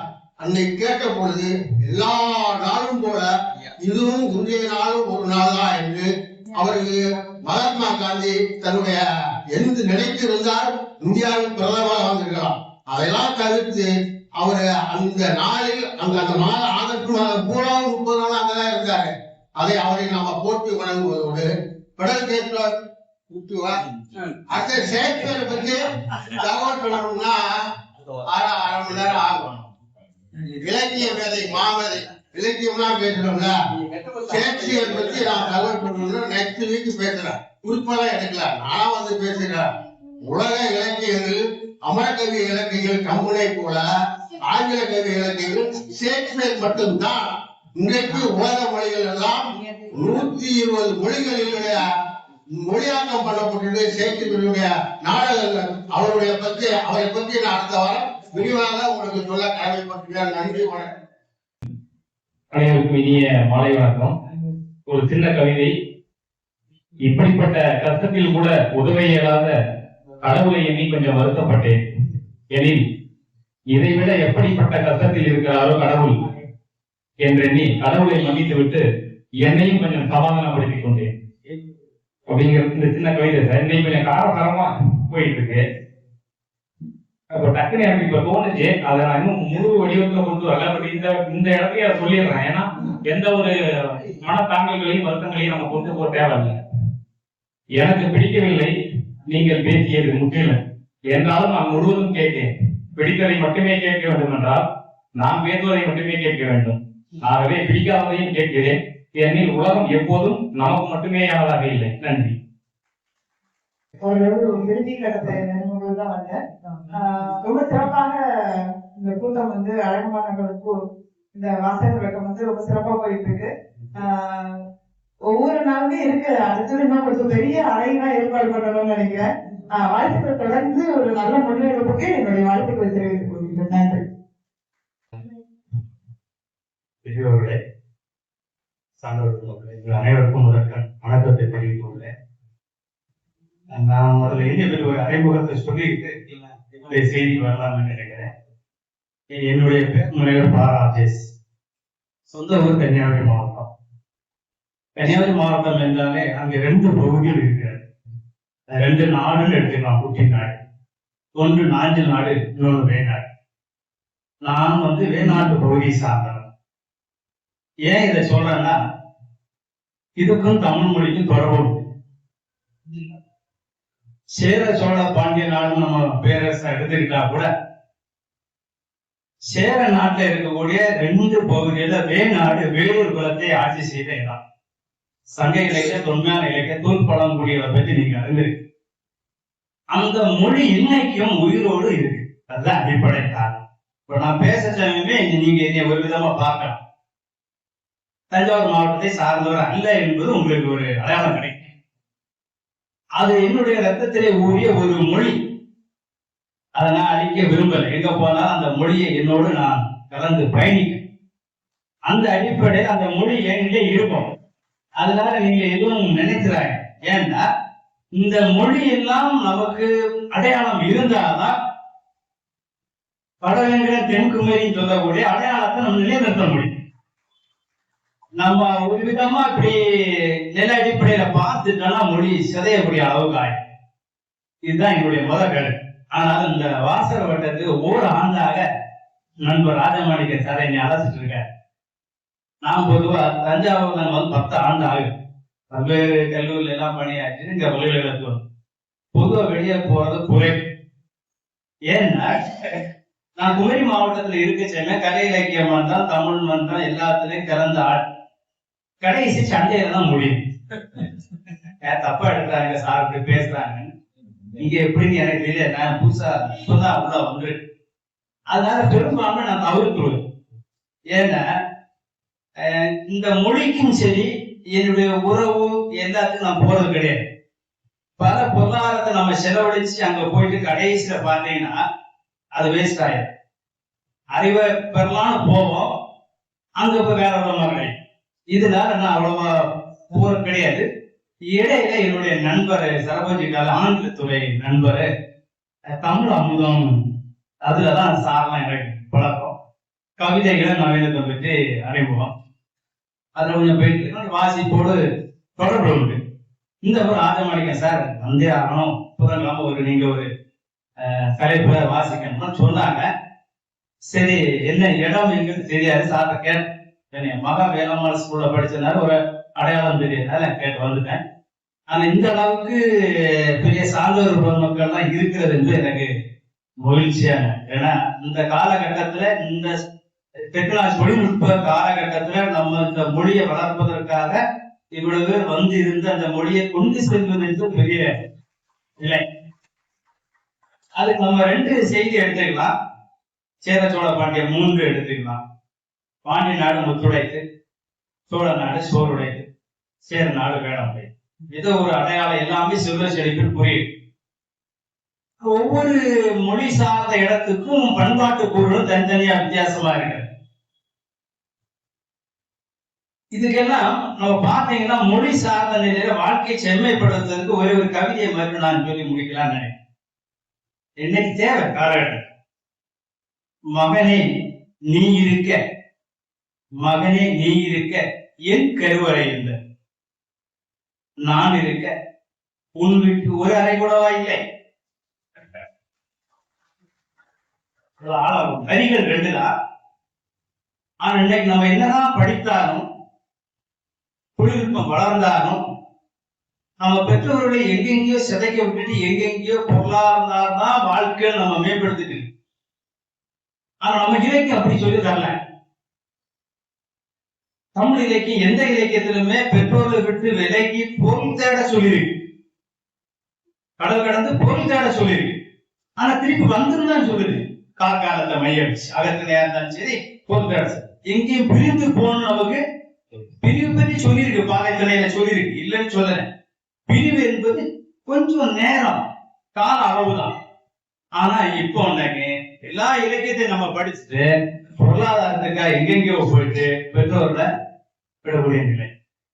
இந்த அவல சூழலை நம்ம மாற்றம்னா இந்த மாதிரி வாசர் வட்டம் தான் மொழியை வளர்ப்பதற்கு வாசம். இது நம்ம இங்க மட்டும் இல்ல, தஞ்சாவூர் மட்டும் இல்ல, நீங்க தமிழகம் முழுமையும் போயிட்டீங்கன்னா பயணம் செய்து பாருங்க. ஒவ்வொரு கிராமம் குறைவாக ஒரு 3 ஊருக்கு வாசல் வட்டம் நிகழ்ந்து கொண்டே இருக்கு. மொழியை வளர்ப்பதற்கு தமிழ் சமூகம் தயாராக இருக்கு. எங்கெல்லாம் சரி, எங்க குமரி மாவட்டத்துல வந்து பாத்தீங்கன்னா காரணம் தமிழக சுந்தரராமசாமியுடைய மகன் நடத்துறாரு, கண்ணன் சார் காரணம். செஞ்சி நடன் சார் கலை இலக்கியம் நடத்துறாங்க. தமிழ் கிறிஸ்தவ அமைப்புகள் நடத்துறாங்க, இஸ்லாமிய அமைப்பு நடத்துறாங்க. மொழி இஷ்டம் போல கன்னியாகுமரி மாவட்டம் பார்த்தா சின்ன மாவட்டம், தினந்தோறும் மொழியை வளர்ப்பதற்காக. இது மொழியை வளர்க்க என்ன அர்த்தம்னா, இப்ப இதுல 2-3 சின்ன தலைமுறை பசங்களாம் வந்திருக்காங்க. இவங்கெல்லாம் தேவை. ஏன்னா பெற்றோர்களையும் நம்ம உறவுகளையும் வளர்ப்பதற்கு வழிமுறை என்ன இலக்கியம் அழகா சொல்லி கொடுக்கு. நீங்க சார்ல கேட்ட என்ன தலைப்புல போயிட்டு இருக்கு தலைவரான்னு கேட்டேன். நட்பு அடிப்படையில கொடைமனம் பற்றிய செய்தின்னு சொன்னாங்க. நீங்க இதுல நான் அந்த பார்க்க போல இலக்கிய பார்க்க போல நம்ம ஊர்ல கோயில் கொடை விழா நிகழ்த்துவாங்க. உங்க ஊர்ல எப்படி சொல்றாங்க கொடை விழான்னு சொன்னீங்களா? வேற கோயில் திருவிழா. இப்ப எங்க இடத்துல நாங்க தென் மாவட்டத்துல கோயில் கொடை விழான்னு சொல்லுவோம். அது கோடை விழா தான் கொடை விழா மாறிடுச்சு. கோடை காலத்துல ஏப்ரல் மாசம்னா சித்திரை மாசம் மழை பெறுவதற்காக கோடை காலத்தில் நிகழ்த்தியது. பின்ன வளம் பெறுவதற்காக பின்னால் அது கொடை ஆயிடுச்சு. ஏன் கொடை ஆயிடுச்சுன்னா, ஒரு டியூப் லைட்ல உபயம் சின்ன கண்ணாடா பேர போடுவோம். உபயம் வந்து 150 ரூபாய் டியூப் லைட். கவனம் பாத்துருங்க. அந்த சின்ன கண்ணாடா தங்க குடியிருப்பு கல்குளம் தாலுகா பெரியார் மாவட்டம் இவ்வளவு விடலாம். இதுக்கு 1000 ரூபாய். கோயில் கொடை விழா கொடை ஆயிட்டு கொடையில தன்னுடைய ஆணவத்தன்மை நிகழ்த்தணும், சமூகத்தை சுட்டி காட்டணும் என்பதற்காக கொடுக்கக்கூடிய தொகை 150. அந்த நிர்வாகம் நடத்தக்கூடிய தொகை 1000 ரூபாய். இதுல குடியிருப்பை விடவோ தாலுகாவை விடவோ மாவட்டத்துக்கு பேர் முன்னாடி ஜில்லான்னு சொன்னாங்க. எங்க மாவட்டம் கன்னியாகுமரி ஜில்லா கேரளத்தினுடைய தாக்கத்துல இருக்கிறாங்க. இப்ப மாவட்டமா இதுல ஏதாவது ஒரு எழுத்து பிழை வந்துட்டுன்னா மறுநாளுக்காக அவனே உழைப்பான். அப்ப என்னன்னா, நமக்கு இந்த மாதிரி சடங்கு முறைகள்லாம் கோடையா இருந்தா கொடையா பாருங்க இலக்கியங்களை வேணும். இப்ப நம்ம நிறைய எடுத்து பார்க்கலாம். ஒவ்வொரு சடங்கு முறைக்கும் ஒரு நிகழ்வு இருக்கு, அதுக்கு ஒரு வரலாறு இருக்கு, அதுக்கு ஒரு வாழ்க்கை இருக்கு. எல்லாமே புலம்பெயர்ந்தோட பற்றி கூட சொல்லலாம். இப்ப நான் கூட சில சமயம் என் நண்பரோட சொல்றேன், நாங்கெல்லாம் தஞ்சாவூர் வந்திருக்கையா, தஞ்சம் வந்திருக்கோம், கொஞ்சம் பாதுகாத்து ஏதாவது உதவி அப்படின்னு ஒரு நட்பு அடிப்படையில சொல்லுவோம். அதுக்கு அந்த நண்பர் சொல்றாரு, நாங்களே தஞ்சத்துல இருந்து மண்ணா ஓடிட்டு இருக்கோம், உங்களை எப்படிப்பா? அது சும்மா ஒரு சிரிப்பு. ஆனா அதுக்கு ஒரு வரலாறு இருக்கு. எடுத்து இப்படி பார்த்தீங்கன்னா மொழி அடிப்படையில வெறும் இலக்கியத்துக்குள்ளே இருக்கக்கூடிய ஒரு விளையாட்டு சடங்கு சார்ந்த செய்தி இன்றைய தலைமுறைக்கு தெரியாது. ஒரே ஒரு செய்தியை சொல்றேன். என்னுடைய வீட்டுல நடந்தது. என் மகளை ஊருக்கு அழைச்சிட்டு போயிருந்தேன். இன்ஜினியர் படிச்சுட்டு இருக்கான், +2 முடிச்சோட. அவன் ஊர்ல வயல்லாம் இருக்கனால விவசாயம் எல்லாம் பார்த்த மரபுனால வயல போய் காட்டினேன். என் மகன் ஏன்னு கேட்க, அப்பா புல்லு முளைச்சு கிடையாது, வயது அவளுக்கு எதாவது மாறிட்டு புல்லா தெரியும், வயல்லாம் என்னன்னு தெரியல. ஏன்னா நான் சின்ன வெளி உலகத்துக்கு வேலை வாய்ப்புக்காக வந்ததுனால ஊர்ல சொன்ன நம்ம வயலை போய் காட்டினா போற அது வயல்னு அதுக்கு தெரியல. அது என்ன நினைக்குன்னா அந்த என்ன சொல்லுவாங்க பருவம் வரக்கூடிய முளைச்சிருக்கீங்களா அந்த கதிர் வயலுக்கு முன்னாடி அது புல்லாக தெரியும். வயல்னு அந்த குழந்தைக்கு தெரியல. ஃபர்ஸ்ட் வர படிச்ச போறோம். அப்ப நான் அதுக்கப்புறம் நினைச்சேன் நம்மளே தமிழ் பேராசிரியர் இதுல வேற மொழிபெயர்ப்பு கூட நாம பண்பாடே தெரியாம நம்மளே மாற்றக்கூடாது சொல்லிட்டு ஒவ்வொரு வயலு காளை மாடு எல்லாம் என்னெல்லாம் இருக்குதோ எல்லாத்தையும் சொல்லி கொடுத்த போறதான் இப்போ கொஞ்சம் கொஞ்சமா அந்த பண்பாட்டை கத்துக்கிறாங்க. அப்ப என்னன்னா இனி வரக்கூடிய தலைமுறைக்கு நம்ம இலக்கியத்துடைய பண்பாடுலாம் தெரியாது. எனவே இந்த வாசகர் வட்டத்துல ஒவ்வொரு இலக்கியத்திலையும் பண்பாடு, மன்னர்கள், கடையல் வள்ளல் சொன்னீங்க, பெண்பார் வள்ளல்கள் இருக்காங்க, ஆண்பார் வள்ளல் இருக்காங்க, பெருநில மன்னர்கள் இருக்காங்க, பழங்குடிகள் பழங்குடின்னா நீங்க நினைக்க டிரைபல்ஸ் அல்ல. நம்ம இன்னைக்கு என்ன நினைக்கிறோம் எஸ்டி ஷெட்யூல்டு காஸ்ட்ல டிரைபல்ஸ் நினைச்சிட்டு இருக்கோம். அது இல்ல. தொன்மையான பழங்குடி வேலியர் குலம், கிருஷ்ணி குலம் இலக்கியத்துல இருக்குது. சங்க இலக்கியத்தில் இதுல வேல் ஆயுள் ரெண்டு சொல்லுது. வேல்னா வேலியர் குலம், ஆயினா ஆயர் குலம், ஆய் டைனஸ்டி. இப்ப வந்து புதிய மாதிரி ஆண்ட ஆயிரா ஆய் டைனஸ்டி. இயற் பெயருக்கு முன்னால ஜாதி பெயர். ஜாதி தப்பா எடுத்துட்டாங்க. அந்த குல பெயர் சங்க இலக்கியத்துல எல்லாம் பாத்தீங்கன்னா முத குல பெயர், ரெண்டாவது இயற் பெயர். இப்போ நம்ம காலகட்டத்துல என்னது இயற்பெயருக்கு அடுத்தாலதான் ஜாதி பெயர். பெருமாள் நாடா, பெருமாள் பிள்ளை அப்படி நம்ம நம்முடைய குலம் சார்ந்த இனப்பெயரை பெருமைப்படுத்துதான் போடுறாங்க. ஆனா சங்க இலக்கியத்துல வேலாய் என்பது ரெண்டு குலம். குலம் என்பது நம்ம நினைக்க ஜாதியில அவங்க கொண்டு வரல. அவங்க மொழி அடையாளம். நான் எங்க இருந்திருக்கேன், வேலியர் குலம், வேல் பிளஸ் நாட் வேணாட், இதே மாதிரி ஏகப்பட்ட செய்திகள் திணை சார்ந்தவன். அப்ப அதெல்லாம் இந்த வாசகர் வட்டத்தை கொஞ்சம் கொண்டு வந்தா வரக்கூடிய தலைமுறைகள், மூன்று தலைமுறை எடுத்துக்கலாம். இப்ப நாங்கெல்லாம் 2ஆம் தலைமுறை இருக்கும்னு நினைக்கிறேன். சில வயசு மூத்த ஆட்கள்லாம் முதல் தலைமுறை நம்ம எடுத்துக்கலாம். ஒரு 75 வயசு ஆட்கள். எங்களை மாதிரி 50-52 கேஸ் எல்லாம் 2ஆம் தலைமுறை. ஒரு 20-25 அடுத்தது ஒரு SLC +2 மாணவர்களும் உள்ள கொண்டு வரணும். மொழியுடைய நிலை நம்ம தொழில் வேணா சம்பளத்துக்காக இருக்கலாம், என்ன வேணா சப்ஜெக்ட் இங்கிலீஷ் படிச்சுக்கலாம், காமர்ஸ் படிச்சுக்கலாம். ஆனா மொழின்னு வந்தச்சமயம் அதுதான் நம்மள வந்து 50-60 வயசு ரிட்டையர்ட் ஆன முறை வீட்டுல இங்கிலீஷ்ல பேசிட்டு இருப்போம். கையில விட்டு சும்மா கடை போய் பாறை வாங்கிட்டு வா. அங்க English, commerce, maths, chemistry, physics எல்லாம் பேச அவ்வளவுதான். மனைவி துரத்தி அனுப்பி விட்டுருவான் ஆர்வலி. அப்ப அங்க மொழிதான் நம்ம முக்கியம். தாய்மொழியுடைய பேசி தாய்மொழியுடைய கருத்துக்களை ஆக்குறதுக்கு இந்த மாதிரி வட்டங்கள் நமக்கு கை கொடுக்கும் நான் முழுமையா நினைக்கிறேன்.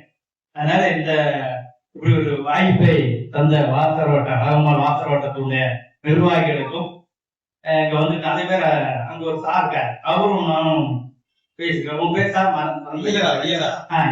இப்ப ஒன்று நகர நூலகத்தோட கூப்பிட்டுருந்தாங்க. ஏற்கனவே வாசகர் கூப்பிட்டுருப்பாங்க, போக முடியும்.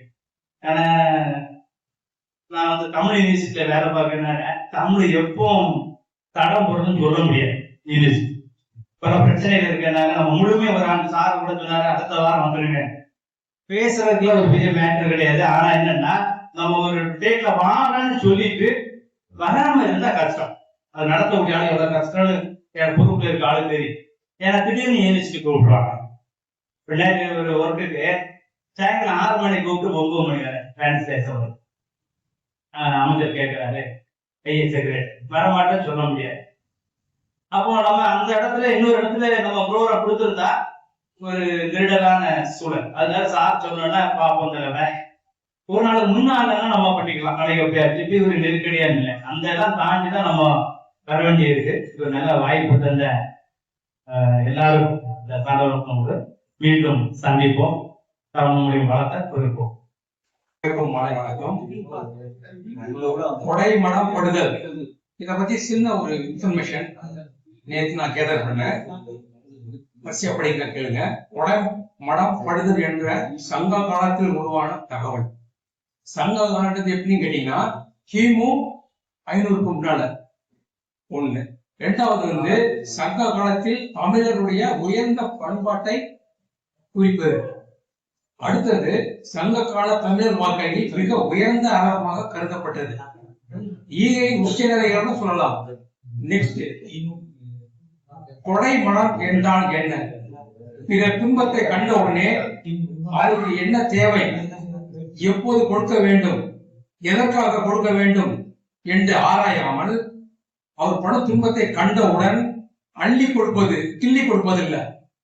மூணாவது, மேடம் சொன்னாங்க, கடை 7 வள்ளல்களில் கொடைமனம் கொண்டவர்கள் போற்றப்படுகிறார்கள். முதல்ல பாரி, நெக்ஸ்ட் பேகன், அடுத்தது அதியமான், அடுத்தது ஆய், அடுத்தது ஓரி, அடுத்தது நல்லி, அடுத்தது காரி. அப்புறம் புறநானூறு பாடல்ல 142வது பாடல் நீங்க சொன்ன மாதிரி பேகன், அந்த மயிலுக்கு அணிவித்த கதை வருது. இது அடுத்தது என்னன்னு பாத்தீங்கன்னா, இது ரொம்ப ஒரு ஆச்சரியமான விஷயம் என்னன்னு கேட்டீங்கன்னா, நம்ம முண்டாசு கவிஞர் இருக்கார் பாருங்க பாரதியார், அவர் வாழ்க்கையில நடந்த ஒரு இன்சிடென்ட்.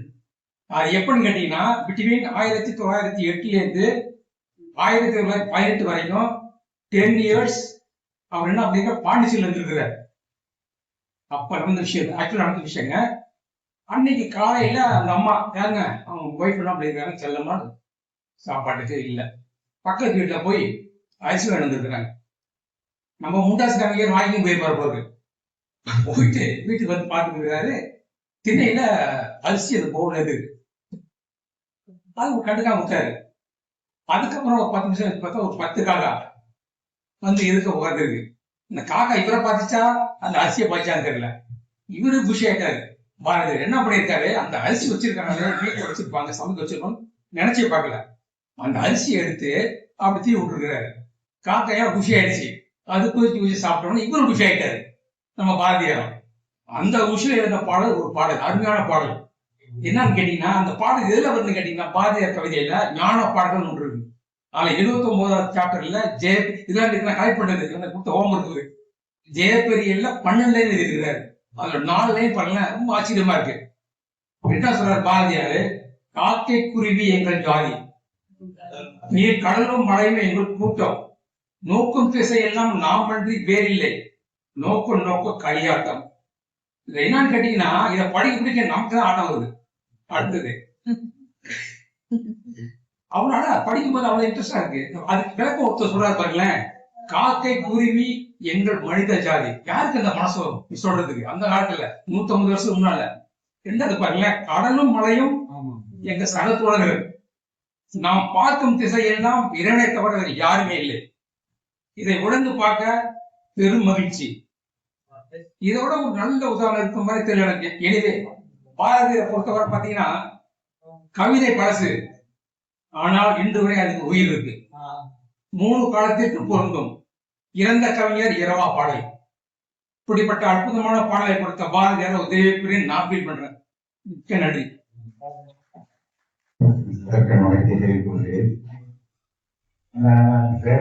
ஆசிரியர்கள் சொல்லும்போது கோயில் கோடை விழா அப்படின்னு சொல்றது சரியான பொருத்தமா இருக்காங்க. எனக்கு சந்தேகம்.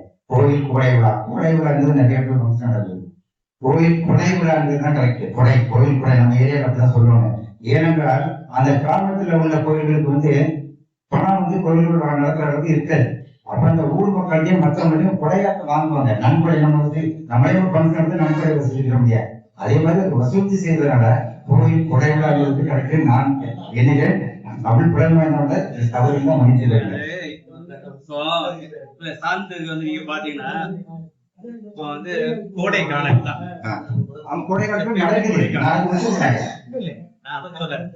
இப்ப நம்ம கொடைக்கானல் சொல்றோம்ல, இடம் பிளேஸ், அத கோடைக்கானல் தொடக்கத்துல காலப்போக்குல நீர் மாறச்சமே அது கொடைக்கானலா மாறிடும். அது போலதான் நம்ம பெரும்பான்மை பங்குனி சித்திரை மாசம் தெய்வத்துக்கு வழிபாடு எடுத்தா மழை கிடைக்கும்.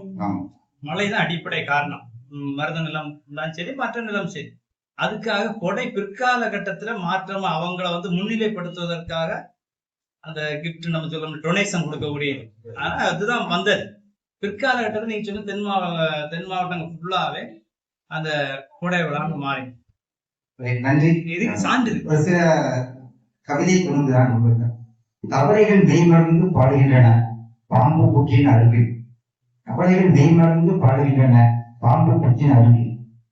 வளர்க்குள் விழும் சிறுதுளி நீரை மழையென நம்பி மோசம் போய்விடும் நண்டுகள். வளர்க்குள் விழும் சிறுதுளி நீரை மழையென நம்பி மோசம் போய்விடும் நண்டுகள். ஆழ்பறிக்கும் அலைகள் கரையை தொட்டதும் ஞானம் அடைகின்றன. ஆழ்பறிக்கும் அலைகள் கரையை தொட்டதும் ஞானம் அடைகின்றன. கப்பலில் ஏற்றப்படும் சுமை கடலுக்கு தான், கப்பலுக்கு அன்று. மலர்கள் மலர்கின்றன கண்ணுக்கு விருந்து, மழலைகள் சிரிக்கின்றன மனதுக்கு விருந்து. நன்றி. ஐயா கொடை மடம் படுதல் அப்படின்னா என்ன அதெல்லாம் அதை ரொம்ப விளக்கி ஒரு ரவுண்டுக்கு வரும்போது விளக்கி சொல்லிட்டு இருந்தாங்க. பொதுவாகவே நம்மளுடைய பார்வை அரசர்கள்னா படையெடுப்பாளர்கள். அவங்க அப்படியே நாடு கடந்து நாடு பிடிக்கணும் அப்படின்னு போயிட்டே இருப்பாங்க. அதை என்ன சொல்லுவாங்கன்னா அமைச்சர்கள் தான் ரொம்ப புத்திசாலியா இருப்பாங்க அப்படின்னு சொல்லுவாங்க. ஏன்னா இவங்க அந்த எல்லாருமே விளக்கம் சொல்லிட்டாங்க. அரசர்களுக்கு வந்து நிலைப்படி பலரும் தெரிஞ்சிருக்கிற வாய்ப்பு இல்லை. தேருக்கு அதுக்கும் ஒரு நிலைப்படுத்தி வந்து தேர்வுன்ற அந்த நாலேஜ் அவங்களுக்கு இருந்திருக்க வாய்ப்பு இல்லை. ஏன்னா மாறி செய்யறாங்க அமைச்சர்களை பார்த்து கேட்கிற அரசுகள் அந்த காலத்துல இருந்திருப்பாங்க. அவங்க அது வந்து ஒரு பெரிய கொடை அப்படின்னு சொல்லிட்டு சிறப்பா சொல்ற நம்ம வந்து அவங்க அறிவை உபயோகப்படுத்தல, அறிவுக்கு அப்பாற்பட்டது அப்படின்னு சொல்லி விளக்கம் சொல்லிக்கிறாங்க. அது ஒரு இன்னொன்னு மயிலை தோலை விடுத்து ஆடுங்கிற அந்த அறிவும் அரசுக்கு தெரியல. இதெல்லாம் இப்ப இருக்கிற இளைஞர்கள் யோசிப்பாங்க, நம்ம எல்லாம் பூமரங்க இருப்பாங்க. ஏன்னா அதெல்லாம் நம்ம யோசிக்காதனாலதான் என்ன நடக்குதுன்னே தெரியாம ஒரு தவறான முடிவு எடுத்துட்டு பின்னாடி விமர்சனம் பண்ணிட்டு இருக்கோம். அப்ப வந்து அந்த மயிலும் தோலை விடுத்து ஆடும் அப்படிங்கிற இயல்பும் அந்த அரசுக்கு தெரிஞ்சிருக்க வாய்ப்பு இல்லை. ஆனா அவர் பொன்னாடையை கொடுத்தாரு அப்படின்னு சொல்லிட்டு நமக்கு கதைகள் சொல்லுது. ஆக இப்போ சமீப காலமா நடக்கிற நிகழ்வுகள், அரசியல் விழிப்புணர்வு, இதெல்லாம் வந்து இளைஞர்களுக்கு நிறைய வாய்ப்பு கொடுக்குறாங்க. இதை வரவேற்கிறேன். வாய்ப்புக்கு நன்றி. வந்து நேற்று உழைத்த காலம், அதாவது அழகம்மாள் இந்த வாசகர் வட்டத்துல போன வாரம் தான் நான் வந்து ஒரு சிறப்புரையாற்றினேன். இந்த வாரம் வந்திருக்கேன். இது 2வது நிகழ்வு எனக்கு. இப்ப வந்து ஐயா சொன்னாங்க, தமிழ் பல்கலைக்கழக பேராசிரியர் ஐயா சொன்னாங்க, தாய் வந்து உன்னுடைய வீட்டுல இருக்கிறதுக்கு ஒரு அறை இல்லையா அப்படின்னு கேட்கிற மாதிரி ஒரு கல்வி சொன்னாங்க. இதுக்கு எதிர்படமா நான் வாட்ஸ்அப்ல ஒண்ணு படிச்சேன். ஒரு தந்தை வந்து நோய்வாய்ப்பட்டு படுத்திருக்கிறாரு. அப்ப வீட்டுல இருக்கிற இளைய மகன் வந்து தந்தைக்கு அவருக்கு தேவையான எல்லா உதவிகளையும் செய்து கொண்டு அவரை பார்த்துட்டு இருக்கிறாரு. அப்ப உறவினர் ஒருத்தர் வராரு. இவன் வந்து என்னுடைய சின்ன பையன் முட்டாள் மகன், என்னுடைய பெரிய பையன் நல்ல அறிவாளி, அமெரிக்கால இருக்கிறான், நல்ல டாக்டரா இருக்கான் அப்படின்னு சொல்றாரு. சமுதாயத்துல இப்ப எப்படி இந்த மனநிலை எப்படி இருக்கிறது? வெளியில படிச்ச பையனை வந்து எப்படி பாக்குறாங்க? அப்பா அம்மா கூட இருந்துகிட்டு அவங்களுக்கு நல்லா தொண்டு செஞ்சுட்டு அப்பா அம்மா கூடவே இருந்து பார்க்கணும் அப்படிங்கிற அந்த மகனுடைய மனநிலையை வந்து பெற்றவர்கள் இன்னைக்கு புரிஞ்சுக்கல அப்படிங்கறத வந்து இது வந்து பார்த்ததுமே எனக்கு வேதனையா இருந்துச்சு, படிச்சதுமே வேதனையா இருந்துச்சு. இது வந்து அரசியல் கிடையாது. இன்னொன்னு இது வந்து அரசியல் கிடையாது. இன்னைக்கு வந்து முத்தமிழ் அறிஞருடைய பிறந்த நாள், 103வது பிறந்த நாள். அவருடைய உயிரிய சிந்தனை மட்டும் ஒன்னே சொல்றேன். அதை வந்து முத்தமிழ் அறிஞர், அதனாலதான் சொல்றேன். விதவை என்பது நம்ம எல்லாரும் முன்னாடி விதவை தான் சொல்லிட்டு இருந்தாங்க. விதவைகள் வந்து பொட்டு வைக்க மாட்டாங்க. என்னுடைய பாட்டி ஒருத்தவங்க இருக்காங்க, மாமியாருடைய அம்மா ஒருத்தவங்க இருக்காங்க. அவங்க வந்து மூக்குத்தி போடல. ஏன் பாட்டி மூக்குத்தி போடல அப்படின்னு சொல்லி நான் கேட்டேன். உங்க தாத்தா இறந்த பிறகு நான் மூக்குத்தி போடல, பொட்டு வைக்கலங்கிறத நம்ம கேள்விப்பட்டிருப்போம். எல்லா ஆதரத்தையும் அவங்க மூக்குத்திய போடல அப்படிங்கிறதையும் நான் பார்த்தேன். அப்ப கலைஞர் ஐயா சொல்றாரு, விதவை என்பது வடமொழி சொல். கைம்பர் என்று சொல்லி பாருங்கள், 2 பொட்டுகள் வைக்கலாம், தமிழ் வாழ வைக்கும், வந்துட்டாது அப்படின்னு சொன்னாரு என்று கூறி நன்றி. வாய்ப்பு அனைவருக்கும் நன்றி. ஒரு ஆசை இருந்து கொண்டிருக்கிறது. வாழ்நாளின் முடிவுக்குள் அது நிகழ்ந்து விடுமா என்று ஒரு வினாவும் இருந்து கொண்டிருக்கிறது. அது என்னுடைய ஆதி தமிழன் லெமூரியாவில் இருந்து இடம்பெயர்ந்து முதல் குடிகளை அமைத்த தமிழ் மகன் பேசினால் அந்த குரல் எப்படி இருக்கும்? அதை கேட்க ஆசையாக இருக்கிறது. நடக்குமா என்று நினைத்தேன். தென்குமரியிலிருந்து இன்று வந்து ஒருவர் அந்த குரலில் பேசும்போது இடத்துல அந்த பாசம் மிக அதிகமாக உண்டு. தென்குமரி மட்டும் அல்ல, பொருளை அந்த பகுதியிலிருந்து வரக்கூடியவர்களை நான் அப்படித்தான் வியந்து பார்ப்பேன். இப்படித்தான் நம்முடைய முன்னோர்கள் பேசியிருப்பார்கள் போல் இருக்கிறது. அதனால் தஞ்சையை நான் தாழ்நாள் நினைப்பதில்லை. சோழநாடு சோழனுடைத்து என்று சொன்னால் ஒரு களிர் படுக்கும் இடத்தில் 7 களிர் நெல் விளையும் என்று இந்த மண் வளர்த்து பாடியிருக்கின்றார்கள். சரி, விளைச்சல் தான் அப்படி இருக்கிறது என்றால் மனிதனுக்கு என்ன சொல்லும் என்றால் பெய்து உண்ட வியப்பல்லது செய்தொழிலால் வியப்பறியாத நாடு என்று. நின்று வேர்த்திருக்க தவிர தொழில் செஞ்சு வேர்த்தது என்று இருக்காது. அந்த அளவு வளர்ந்துக்க நாடு என்று. எனவே தஞ்சமுற்ற யாரையும் நாங்கள் அஞ்சாமல் பார்த்துக் கொள்வோம், அவர்களுக்கு வேண்டியதை செய்து கொடுப்போம். எத்தனை தேசத்திலிருந்தும் திசையிலிருந்தும் எங்களை நோக்கி வாருங்கள், நாங்கள் உங்களை பாதுகாப்போம் என்ற உறுதியை உங்களுக்கு தெரிவித்து உங்கள் உரை எங்களுக்கு ஒரு நல்ல வரவையா. இன்றைய தினம் இந்த நிகழ்ச்சியில உங்களுடைய உரை மிகவும் நல்ல வரவு. நிறைய தகவல்களை கொடுத்தீர்கள். இந்த பரிமாற்றம் தான் ரொம்ப நமக்கு தேவைப்படுகிறது. உள்ளுக்குள்ளேயே பேசிக் கொண்டிருப்பதை விட பரிமாற்றம் மிகவும் தேவைப்படுகிறது. வாழ்வும் மொழியும் வளரும் பொருள் என்றார் வாச்ச பழனிசாமி ஐயா அவர்கள்.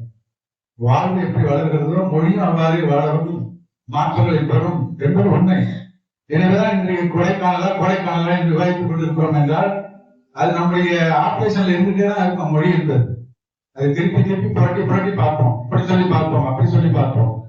ஒரு குழந்தையை கொஞ்சும் போது மொழி அல்லாத மொழியை கொஞ்சுகிறோம். என்னென்னமோ சத்தம் தான் கொஞ்சம் பார்க்கிறோம். அதுக்கப்புறம் என்னென்னமோ ஆச்சாது இந்த மொழியிலே இருக்காது. காரணம் என்னவென்றால் நம்முடைய உணர்வு மொழியின் மூலமாக எங்கே நிம்மதி அடைகிறது என்பதை தேடிக்கொண்டே இருக்கிறோம் என்று வரையிலும் என்பதனால் அடுத்து சிறப்புரை வழங்கிய சகோதரி அவர்கள் மிக அருமையான ஒரு அற்புதமான பேச்சு. இது என்னவென்றால் வெளி உலகத்திலிருந்து நம்முடைய குடும்ப கவலைகளிலிருந்து என்னை கவலைகள் தின்னத்தகாது என்று உன்னை சரணடைந்தேன் என்று பாரதி சொன்னார். இந்த சின்னக்கூடிய கவலைகளிலிருந்து வெளிவர வேண்டும் என்றால் அகழக்கூடிய நமக்கும் இளைஞர்களுக்கும் புது வாழ்க்கையை தேடக்கூடியவர்களுக்கும் அழகமான நகர் வாசகப்பட்ட ஒரு அருமையான இடம். இங்கே பார்க்கும்போது பல்வேறுபட்ட பல தரப்பட்ட சிந்தனைகள் வீழ்ச்சிகள் இங்கே இருக்கின்றன. எனவே கொலைப்படம் பற்றி இன்றைய உங்களுடைய உரை என்பது சங்ககால வாழ்வியலை ஒரு முறை பார்த்து ஆறுதல் அடைவதற்கான நல்ல வாய்ப்பாக இருந்தது. நிறைய பேசலாம், அனைவருக்கும் வாய்ப்பு வேண்டும் என்பதனால் அருமையான இந்த நேரத்திலே சொல்ல ஆசைப்பட்ட கொலைமரத்தை பற்றி சொல்லும்போது கூட பேரனை பற்றி சொல்லும் போது மாறி மழை எப்படி குளத்தில் வயலில் ஒன்றும் இல்லாத உடல்நிலத்தில் வரையாக விளங்குகிறதோ அதுபோல் பேரன் வரையாக இருப்பான். அவனிடத்துல கொலை மடம் இருக்கும், படை மடம் இருக்காது என்று சொல்லியிருக்கிறார்கள். எனவே இது ஒரு அருமையான தலைப்பு. இந்த தலைப்பு வழங்கிய அழகமான ஒரு ஆசிரியர்களுக்கு நன்றி தெரிவித்து விடைபெறுகிறேன். நன்றி. அனைவருக்கும் வணக்கம். ஒரே ஒரு செய்தியை மட்டும் உங்களோட பகிர்ந்துக்கலாம் நினைக்கிறேன். ஒவ்வொரு நாளும் நம்ம நிகழ்ச்சி நடக்கும்போது தமிழ்தாய் வாழ்த்து பாடி நிகழ்ச்சி ஆரம்பிக்கிறோம். இந்த தமிழ்தாய் வாழ்த்தோட வரலாறு எவ்வளவு பேருக்கு தெரியும் தெரியல. தமிழ்தாய் வாழ்த்து எழுதினவங்க மனோன்மணியம் சுந்தரனாருங்கிறவர் எழுதினாரு. அவர் வந்து திருவனந்தபுரம், மெட்ராஸ் ஸ்டேட் இருக்கும்போது திருவனந்தபுரத்துல பிறந்தவர். அது வந்து 1855 வந்து 1897 அவர் இறந்து விட்டாரு. கிட்டத்தட்ட ஒரு 42 வருஷம் தான். 1897 இறந்து விட்டாரு. அவர் வந்து எழுதின ஒரு புத்தகத்துல மனோன்மணியம்ங்கிற புத்தகத்தை ஆரம்பிக்கும் போது இந்த தமிழ்தாய் வார்த்தை எழுதி ஆரம்பிக்கிறாரு. நம்ம புத்தகம் எழுதும் போது முதல்ல ஒரு பாட்டு எழுதுவோம், அது மாதிரி எழுதுறாருங்க. தமிழ் தெய்வ வணக்கம்னு பேரு போட்டு இந்த பாட்டை எழுத ஆரம்பிக்கிறாரு. உண்மையிலேயே அந்த நீராடும் கடல் கொடுத்தது 2 ஸ்டான்ஸாங்க, 2 பாடல் இருக்கும்ல. நம்ம பாதி தான் பாடிட்டு இருக்கோம். இந்த பாடல் வந்துங்க மறந்துட்டாங்க எல்லாருமே. கரந்தையில ஆரம்பிச்ச கரந்தை தமிழ்ச்சங்கம் பார்த்தீங்களா, 1911 கரந்தை தமிழ்ச்சங்கம் ஆரம்பிச்சாங்க. அந்த கரந்தை தமிழ்ச்சங்கத்துல தாங்க 1913 வருஷத்துல தமிழவள் கமல் மொழின்னு ஒரு நோட்டீஸ் வருஷை பிரசுரம் சொல்றாங்க. அதுலதான் இந்த எல்லாராலும் மறக்கப்பட்ட இந்த தமிழ்தாய் வாழ்க்கை அவங்க முதல்ல அதை அச்சடிச்சு எல்லாத்துக்கும் விநியோகம் பண்றாங்க. அதற்கப்புறம் அங்க கரந்தை தமிழ்ச்சங்கத்தோட தலைவரான உமாமகேசன் யோசனை பண்றாரு, நம்ம ஒரு கூட்டம் நடத்தும் போது சும்மா நடத்துறோம், நம்ம ஏதாவது ஒரு பாடலை பாடி நடத்தினா நல்லா இருக்கும்னு சொல்லிட்டு அவரு தாங்க அந்த தமிழ்தாய் வாழ்க்கை வந்து தேர்ந்தெடுத்து 1914 இருந்து கரந்தை தமிழ்ச்சங்கத்துல தொடர்ந்து பாடி நடத்துறாங்க. அந்த கலந்தை தமிழ் சங்கத்துல அந்த பாடலை முதல்ல பாடினவர் பாத்தீங்கன்னா கூடலூர் ராமசாமி வண்டியருங்கிற ஒருத்தர் தான் முதல்ல கலந்தை தமிழ் சங்க மேடையில அந்த பாடலை பாடினார். இப்பெல்லாம் நம்ம மைக் வச்சு பேசிட்டு இருக்கோம், அப்பெல்லாம் மைக்கு கிடையாதுங்க. கலந்தை தமிழ் சங்கத்துல ஆண்டு விழான்னு ஒரு 5000 பேர் வந்திருப்பாங்க, மைக்கு கிடையாது. அப்ப எல்லாரும் கேட்கிற மாதிரி பாடணும். அப்ப அந்த கூடலூர் ராமசாமி வண்டியருங்கிற ஒரு ரங்க பாடுறாரு, அந்த பாட்டை பாடுறாங்க. அதற்கு பிறகுதான் கலந்தை தமிழ் சங்கத்துல அந்த விழாவை காண தமிழ்நாடு பூரா வருவாங்க. அவங்க எல்லாம் இதை கேட்டுட்டு போய் அவங்க ஊர்ல விழா நடத்தும் போது இந்த பாடலை பாடி விழாவை நடத்த ஆரம்பிச்சாங்க. இது மாதிரி தாங்க தமிழ்நாடு முழுக்க இந்த பாடல் பரவி 1970 இன்னைக்கு கலைஞரோட பிறந்த நாள். கலைஞர் தாங்க முதல்ல இதுக்கு அரசாணை வெளியிட்டு இந்த பாடலை தமிழ்தாய் வாழ்க்கை பாடணும்னு சொல்லி சொன்னது மட்டும் இல்லைங்க, டி.எம். சௌந்தரராஜனை வச்சு இசை அமைச்சு மோகன ராகத்துல இந்த பாடலை பாட வச்சு அவரு தாங்க பாட வச்சு எல்லா அரசு அலுவலகங்களுக்கும் அப்பெல்லாம் கிராமபோன் தட்டு தான் இருக்கும். அந்த கிராமபோன் தட்டை இலவசமா எல்லா அரசு அலுவலகங்களுக்கும் அனுப்பிச்சு வச்சு இந்த மாதிரி நிகழ்ச்சி ஆரம்பிக்கணும்னா இந்த தமிழ்தாய் வாழ்த்த பாடிதான் ஆரம்பிக்கணும்னு முதல்ல அரசு ஆணை போட்டவர் கலைஞர் தாங்க. இந்த கலைஞர் பிறந்த நாள் நீ பொருத்தமாக யதார்த்தமா ஆரம்பிச்ச தேதிய பொருத்தமாங்க. இதுல ஒரு சின்ன தமிழ்தாய் வாழ்த்து 2 ஸ்டான்ஸா நம்ம ஒண்ணுதான் பாடிட்டு இருக்கோம். நம்ம யாருமே பார்க்காத ஒண்ணுங்க, எங்க பள்ளிக்கூடத்துல இருந்த ராமதாசன் இருந்தார், ராஜமாணிக்க ஐயாவுக்குலாம் தெரியும். அவர் சொன்னார், அவர் தான் தமிழ் யூனிவர்சிட்டியில சிண்டிகேட் மெம்பரா இருந்தார். அப்ப அவர் சொன்னாருங்க, இன்னைக்கு நம்ம பாடுற தமிழ்தாய் வாழ்த்து தப்பு. நம்ம ஒரு கவிஞரோட பாடல் வரிகளை மாற்றுறதுக்கான உரிமை நமக்கு கிடையவே கிடையாது. நீங்க வேணா வீட்டுல போய் அந்த மனோமணியை புக் எடுத்து பாருங்க. நம்ம இன்னைக்கு பாடுற தமிழ்தாய் வாழ்த்துலங்க 3வது வரியை 4வது வரியாகவும் 4வது வரியா 3வது வரியாகவும் பாடிட்டு இருக்கோம். நினைக்கிறேன் இந்த உரிமை நமக்கு கிடையாதுன்னு தமிழ் யூனிவர்சிட்டியில போய் ஒரு தீர்மானம் கொண்டாடுறாங்க. ஆனா அவங்களுக்கு என்ன பெரிய பிரச்சனை சொல்றாரு போல இருக்குன்னு அதை அப்படியே அதை கிளப்புல போட்டாங்க. அதனால இந்த தமிழ்தாய் வாழ்த்து பாடுறோம்னா அதுக்கு காரணம் கலைஞரும் இதை பாடுவதற்கு முழு முயற்சி எடுத்தது கலந்தை தமிழ் சங்கம் செய்தியை சொல்லி வாய்ப்பிற்கு நன்றி விடைபெறுகிறேன். நன்றி, வணக்கம். கடந்த 2 வாரமாக திருக்காட்டுப்பள்ளி அரசு கலைக்கல்லூரி கௌரவ பேராசிரியர்கள் இருவர் மிக அருமையாக தமிழ் அமுதம் இங்கே வழங்கினார்கள். சென்ற வாரம் பேசிய அம்மையாரும் இன்றைக்கு பேசிய அம்மையாரும் அருமையாக புதிய செய்திகளை சொன்னார்கள். கொடைமடத்தை பற்றி சொல்லும் பொழுது ஒரே சொல்லி நான் விடைபெறுகிறேன். அது சங்க இலக்கியத்துல பழைய பழந்தமிழ் இலக்கியங்கள்ல பார்த்தோம். நாம வாழ்கின்ற வாழ்க்கையில் வாழ்றதுல 2 பேரை பார்க்கணும். ஒருத்தரை பத்தி எனக்கு முன்னாடி பேசுற பெரியவர் சொன்னாரு, பொன்மனச்செம்மல் எம்ஜிஆர் அவர்களை பற்றி. அவருக்கு வழிகாட்டியாக இருந்தவர் கலைவாணர் என்.எஸ். கிருஷ்ணன். கொடைமடம் என்று சொன்னால் அவர் தான் உண்மையிலேயே கொடை வடலாக திகழ்ந்தார். அந்த காலத்திலே அவர் நிறைய சம்பாதிச்சார், எல்லாரும் வாரி வாரி வழங்கினார். கடைசி காலத்துல அவர் சிறைக்கெல்லாம் போயிட்டு திரும்பி ஒரு ஏழ்மை நிலை இருந்தப்ப கூட ஒரு நாள் ஒரு நாடக நடிகர் ரொம்ப வறுமையா இருந்தவர் வர்றாரு, அண்ணன் எனக்கு இந்த மாதிரி ஏதாவது உதவி பண்ணுங்கிறாரு. பாத்தீங்கன்னா அவர்கிட்ட ஒண்ணு கொடுக்கறதுக்கு பணம் இல்லை. பக்கத்துல ஒரு வெள்ளி பூஜா வச்சிருக்கிறார், தண்ணி குடிக்கிற வெள்ளி பூஜா.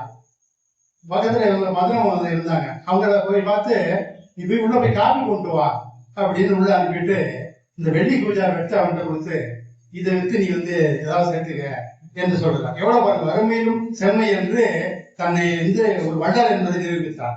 அடுத்து நம்முடைய எம்ஜிஆர் அவர்களுக்கும் நம்முடைய தமிழுக்கும் ரொம்ப என்ன ஒரு பெரிய ஒரு பொருத்தம் கேட்டீங்கன்னா, இந்த கொடைமடம்னாக்க தஞ்சையில தமிழ் பல்கலைக்கழகம் இங்கு அமைத்ததற்கு முழுமுதற் காரணம் எம்ஜிஆர் அவர்கள். உண்மையிலேயே தமிழ் பல்கலைக்கழகத்துல மதுரையில தான் தமிழ் சங்கம் வளர்த்த இடம்னு எல்லாரும் சொன்னாங்க. ஆனால் அவர் தான் பிடிவாதமாக தஞ்சையிலே தான் இது தொடங்க வேண்டும் என்று சொன்னாங்க. அப்படி தொடங்கும் பொழுது எவ்வளவு நிலம் தேவைப்படுது என்று கேட்டப்ப ஒரு குறைந்தபட்சம் ஒரு 300 ஏக்கர் இருந்தா போதும் என்று அவர்கள் சொன்னார்கள். உடனே அவர் மாவட்ட ஆட்சியரை தொடர்பு கொண்டு கேட்டு அந்த இடத்துல இவர் சொல்ற இடத்துல மொத்தம் அரசு நிலம் எவ்வளவு இருக்கிறது என்று கேட்ட உடனே 1200 ஏக்கர் நிலம் இருக்குன்னு கலெக்டர் சொன்னோன்னே உடனடியாக அந்த கோப்பில 1200 ஏக்கரும் தமிழ் பல்கலைக்கழகத்திற்காக சொல்லி அரசாணை வெளியிட்ட ஒரு மிகப்பெரிய உடை மன்னன் தான் அவரை இந்த நாட்டில் நினைக்க வேண்டும் என்று சொல்லி அனைவருக்கும் நன்றி கூறி விடைபெறுகிறேன். நன்றி, வணக்கம்.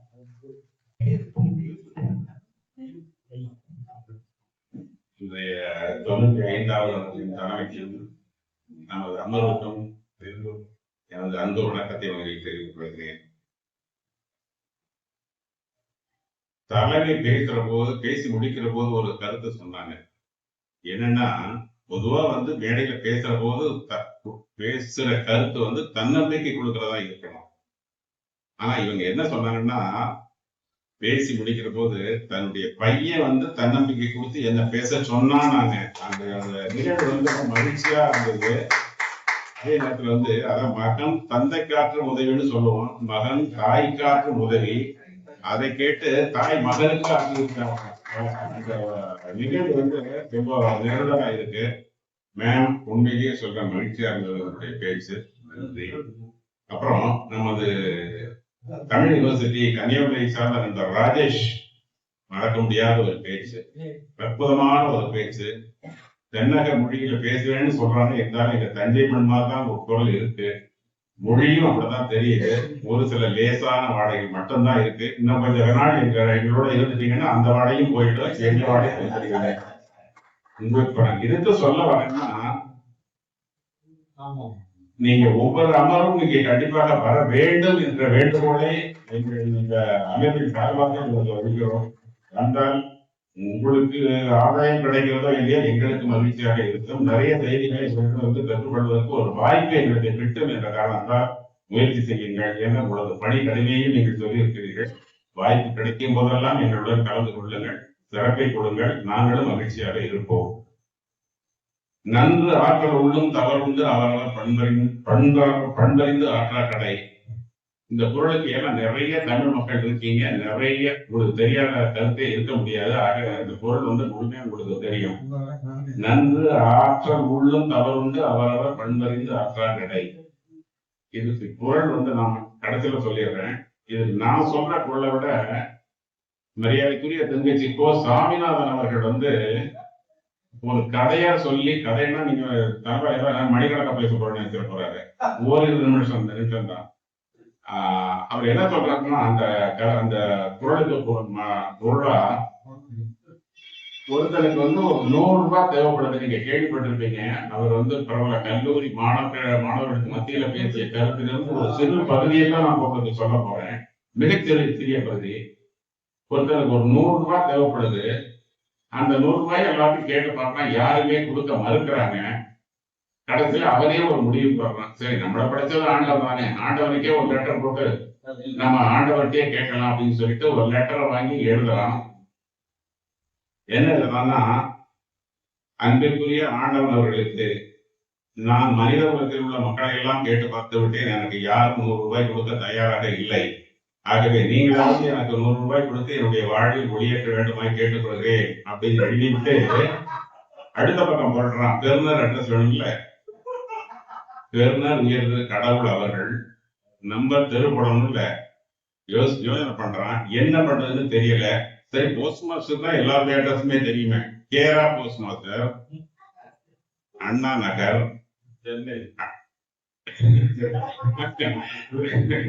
சிதம்பரம் அப்படின்னு ஒரு அட்ரஸ போட்டு அனுப்பிச்சிடுறாரு. அந்த போஸ்ட் மாஸ்டர் ஒரு மனிதநேயமிக்க நல்ல பண்புள்ள ஒரு மனிதர். என்னடா இப்படி ஒருத்தர் எழுதியிருக்காங்க அப்படின்னு சொல்லிட்டு, சரி ஏதாவது எப்படி இருந்தாலும் பரவாயில்ல 100 ரூபாய் தானேன்னு சொல்லி முயற்சி பண்ணி தன்னுடைய ஆட்சியில் இருக்க நண்பர்கள் எல்லாம் கொஞ்சம் கொஞ்சமா கலெக்ட் பண்ணி 1 ரூபாய் 2 ரூபாய் 5 ரூபாய் கலெக்ட் பண்ணி 90 ரூபாய் கலெக்ட் பண்ணிட்டாரு.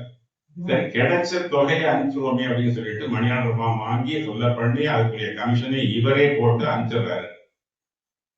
பணம் அவருக்கு போய் சேர்ந்துடுச்சு. சேர்ந்த உடனே மீண்டும் ஒரு கடிதம் வாங்கி ஒரு லெட்டர் எழுதுறாரு. என்ன எழுதுறாருன்னா, ஐயா கடவுள் அவர்களே, நீங்கள் அனுப்பிய கடிதம் பணம் எனக்கு கிடைத்தது, மிக்க நன்றி. அதே நேரத்தில் உங்களுக்கு ஒரு சின்ன அறிவுரை என்று வேண்டுமானாலும் எடுத்துங்க, இல்ல ஆலோசனை என்று வேண்டுமானாலும் எடுத்துக்கொள்ளுங்கள். ஒரு ஆலோசனை சொல்ல கடமைப்பட்டு இருக்கிறேன். என்ன ஆலோசனைன்னா, இனி நீங்கள் பணம் அனுப்புகிற பொழுது போஸ்ட் மாஸ்டர் மூலமாக எனக்கு பணம் அனுப்பாதீர்கள். ஏனெனில் 10 ரூபாய் அவர் கமிஷனாக எடுத்து விட்டார். ஆக எனக்கு இனிமே போஸ்ட் மாஸ்டர் மூலமாக அனுப்ப வேண்டாம் என்று சொல்கிறார். அப்பொழுதுதான் இந்த குரலை அவரே சொல்றார். நன்று ஆற்றல் உள்ளம் தவறுண்டு அவரவர் பண்பறிந்த ஆற்றா கடை. நன்று ஆற்றல் உள்ள இவர் போஸ்ட் மாஸ்டர் செஞ்ச உதவி நல்ல உள்ளத்தோட மனிதநேயத்தோட பண்போட செய்யறாரு. ஆனா அது யாருக்கு போய் சேரணுமோ அவருடைய குணம் நலன் ஆலோசனை இதெல்லாம் தெரியாமல அனுப்பிச்சுன்னு சொன்னா அதெல்லாம் கெட்டதெல்லாம் உருவாகும் அப்படிங்கறதுதான் இவருடைய கருத்து. தொடரட்டுமா இல்ல முடிக்கட்டுமா? ஏன்னா இன்னொரு செய்தி கூட இருக்கு, அந்த தமிழ்ல பேசுவேன். ஏன்னா நான் நெடுஞ்செழியன் அதே தனி வானொலி திருச்சி வானொலிக்கு வந்த போது ஒரு குரல் அது அப்புறம் பேசுவோம், அடுத்த நிகழ்வுல பேசுவோம். ஏன்னா நண்பர்கள் நீங்க பேசிருக்கீங்க, தலைவர் சொல்றாரு. அதனால நண்பர்கள் பேசி கிட்டத்தட்ட முடிகிற இந்த ஸ்டேஜ் தான். டைம் ஆயிடுச்சு, 8:05 தாண்டிடுச்சு. இனி பேசணும்னா அது ஒரு சிறப்பு இல்லை. அனைவருக்கும் நன்றி. அடுத்த மாதிரி சந்திப்போம். விடைபெறுவோம். அனைத்து பெருமக்களுக்கும் முதற்கணியாக நன்றியை தெரிவித்துக் கொள்கிறேன். இதுல அதிகமா பேசுறதுக்கு ஒண்ணும் இல்லை. என்னன்னா என்னுடைய தலைப்பு என்னன்னா கொடைமடம் படுதல்னு அவங்க கொடுத்துருந்தாங்க தலைப்பு. அது என்ன கொடைமடம் படுதல் அப்படின்றப்ப நாங்க ஒரு முடிவு பண்ணுவோம். கொடைனால கொடுப்பது, மடம்னா ஒரு தகுதி வாய்ந்தவர்களுக்கு கொடுப்பது அப்படின்னு நாங்களா ஒரு முடிவுக்கு பார்த்தோம். அதே மாதிரி அதாவது அந்த காலத்துல கொடுத்திருந்தா அது கொடைமடம்னு எடுத்துக்கலாம் அப்படின்னு. இந்த காலத்துல கொடுத்தா என்ன சொல்லுவாங்க, திருவள்ளுவர் மாதிரி விளையாட போட்டியே அதனால அவங்க அந்த அரசு ஆண்டு காலத்தில் ஏற்பட்ட குறையை பற்றி தான் அவங்க பேசக்கூடாதுன்னு முடிவு அர்த்தத்தை நாங்கள் எடுத்தோம். அதை பற்றி தான் அம்மா பேசுவாங்க. மற்றபடி நான் அதை பற்றி பேசுவதற்கு எனக்கு என்னுடைய சொந்த விருப்பம் செஞ்சிருக்கு. அதை மட்டும் சொல்லிக்கிறேன். என்னன்னா மாவட்ட மைய நூலகத்தில்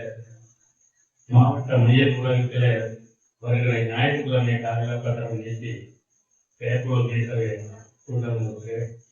அதுக்கு ஞாயிற்றுக்கிழமை இருக்கிறோம்னா இருக்கு. காரணம் என்னன்னா அது கூட்டத்துக்கு தவறாமல் வர்றது கேட்டுக்கொண்டு